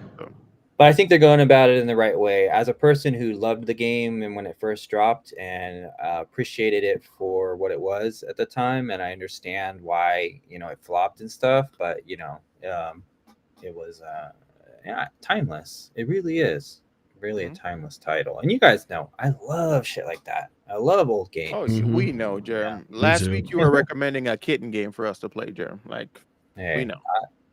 Which We one? know. gaming doesn't have to Quest. always I don't- be serious. Gaming doesn't have to Oh, always Black be Quest so 3. serious. Yeah.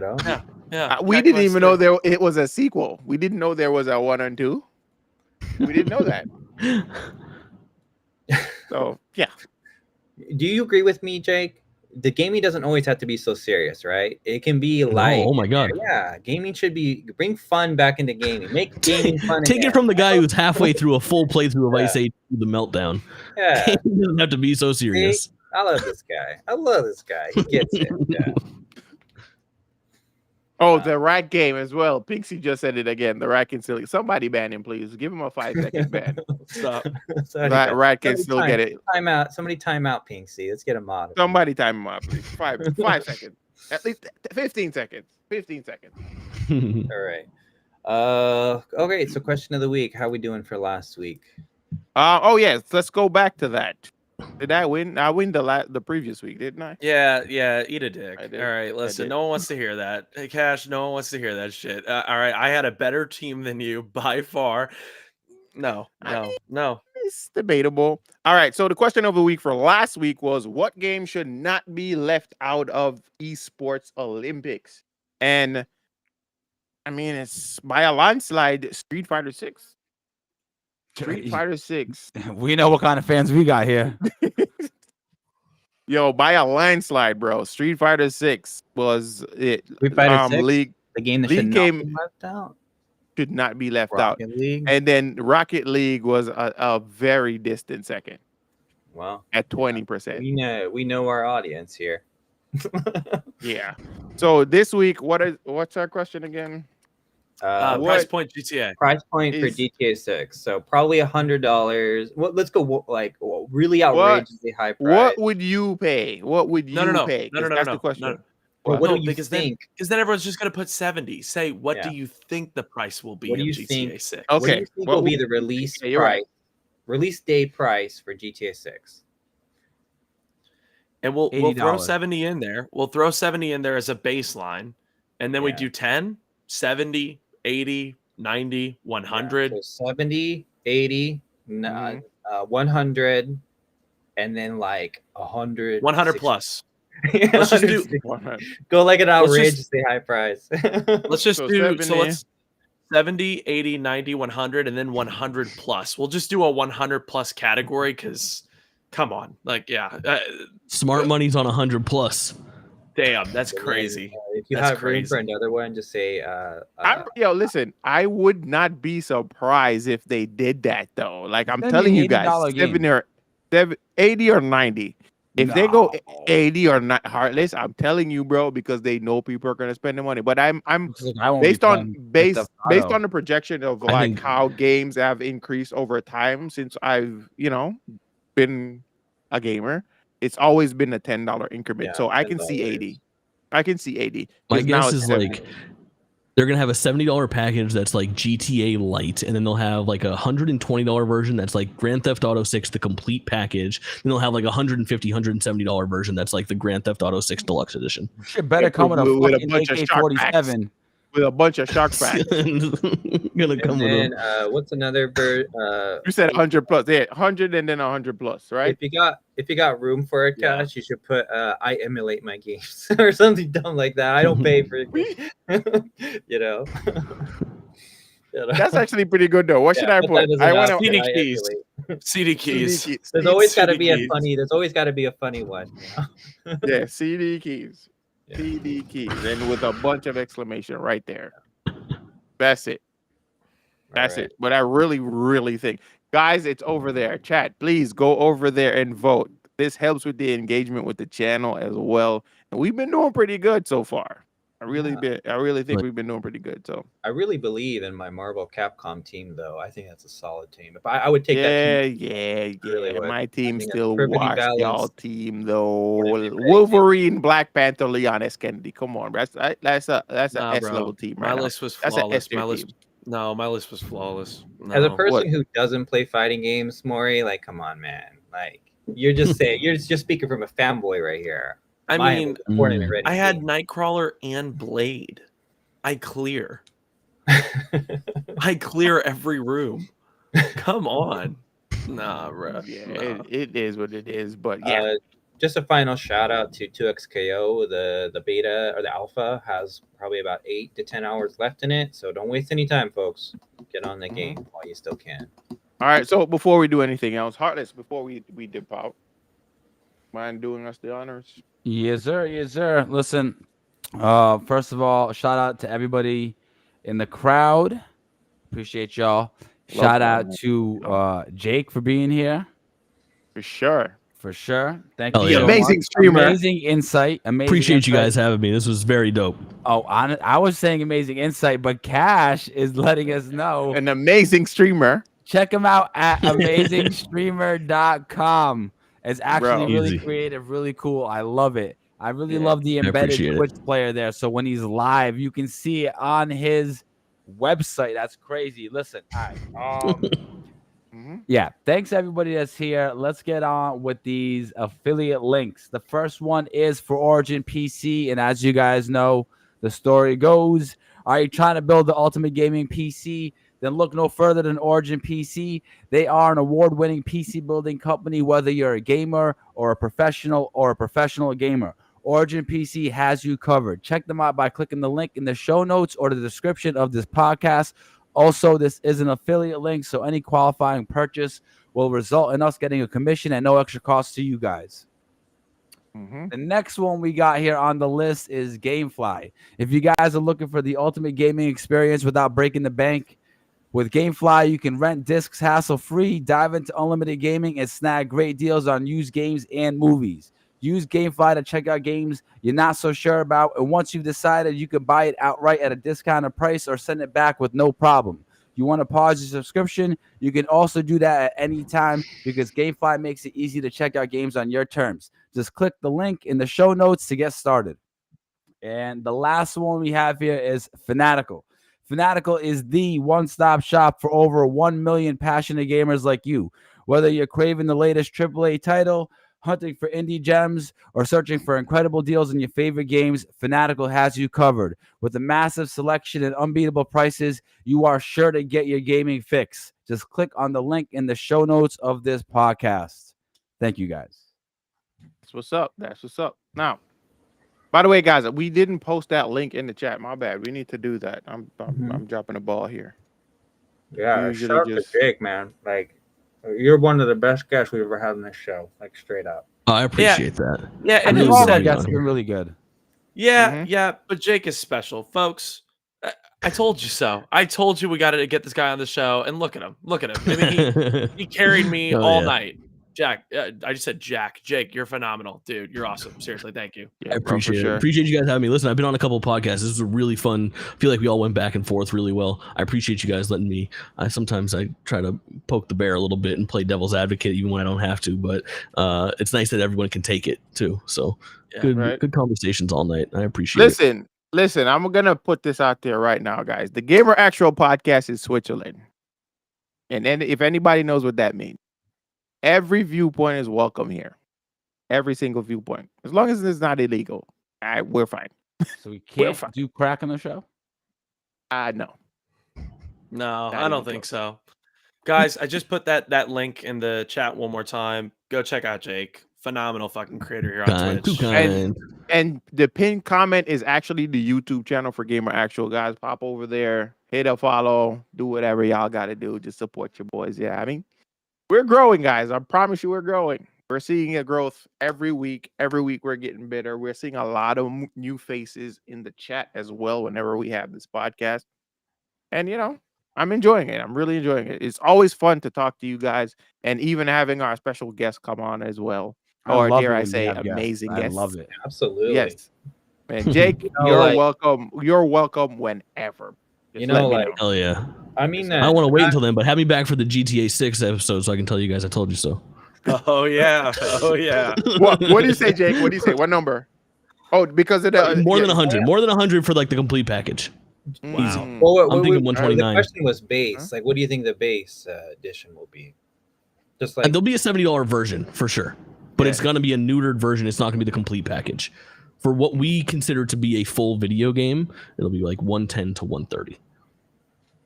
I'm wow. gonna That's big. say That's big. 89 for the base edition, and probably like a premium edition will be like 180 to 250, and it's gonna be somewhere in that range, like some really ridiculous Love it. version, you know? God. I love it. I'm gonna buy it. Yeah. Damn. God. Well, damn. Heartless just had a heart attack right now. Yeah, I heard it. I heard it. I literally heard his heart explode. Wow, you guys. Look at what we killed me. just read about Dragon Age, a IP very small majority of gamers care about. It was $150 for a box of crap plus $70 on top of that for the actual game. Yeah. Right. So, guys, we are about to raid out. Does anybody have any? Jake, you have anybody that's streaming that you would like for us to raid? You can raid out to somebody. Yeah, the guest decides the raid. That's a good time. I don't think I have anybody that's I'd raid you right now if I was on. Yeah. Nobody. Heartless. Do you have anybody we can raid? Rose is online. Rose is online. Yeah, we got Rose online. We got Rose online. Okay. Cool. Let me look. Go Cuz right Lightyear's online. Cause is online. Cuz is online. He always taking care of us. It'd be nice to take care of him. Yeah, that's true. We've raided Rose too, so love you, Rose, but not tonight. Let's see if I have any suggestions. No one that I know, except for we all follow the same people. So Yeah, we're raiding out to Cuz. Very Wait a nice. minute. Cancel. Wait a minute. That's not the right one. Never mind. That'd be funny if I raided out to somebody that doesn't exist. and you know what's the worst when you raid out to someone and then they either just ended the stream Or they're offline. about to end the stream. That's always I don't know why Twitch allows people to raid into an offline channel. Like, it doesn't make sense. None. No. What is the etiquette around that as streamers? Like, if someone raids into you, are you obligated to stay on for another 30 minutes? Or do you, Nah. You're not. I I told don't him, kinda Tyler, feel- we're going somewhere else. It's gonna be a big dope raid. Get out. Yeah. Yeah. That's exactly how I play it off. Yo, Yeah, 'cause guys, that's what we're he did all here last night. together to make this mega raid. That's what you did last night. Was it last night? No, was it Friday night? Friday night when I raided you. Yeah. Yeah, it was like, yo, listen, we're raiding out right now, guys. Pile in, but also follow. Right, exactly. but But yo, thank you guys as we well. can have man. you on Yo, again, Jake. Like, I'd love to come back. Like, we gotta have this guy on. Yeah, every whenever you're free. week We or want to episode. do a super panel at some point, and we'd love to have you on. We need to do Like, stuff You guys tell that. me when I'm 12 here. people. You got also Easy. make sure you guys kind of follow each other as well. You know what I mean? It would Yeah, be for like sure. that Yeah. scene of Star Wars where they're at the Senate and all of a sudden everyone starts talking at the same time. It'll be crazy like that. Mhm. All right, so we're raiding out. Have a good night, guys. Love y'all. Peace out. Peace out, y'all. Bring back Soul Calibers. That's how I close every show, Jake. I love it.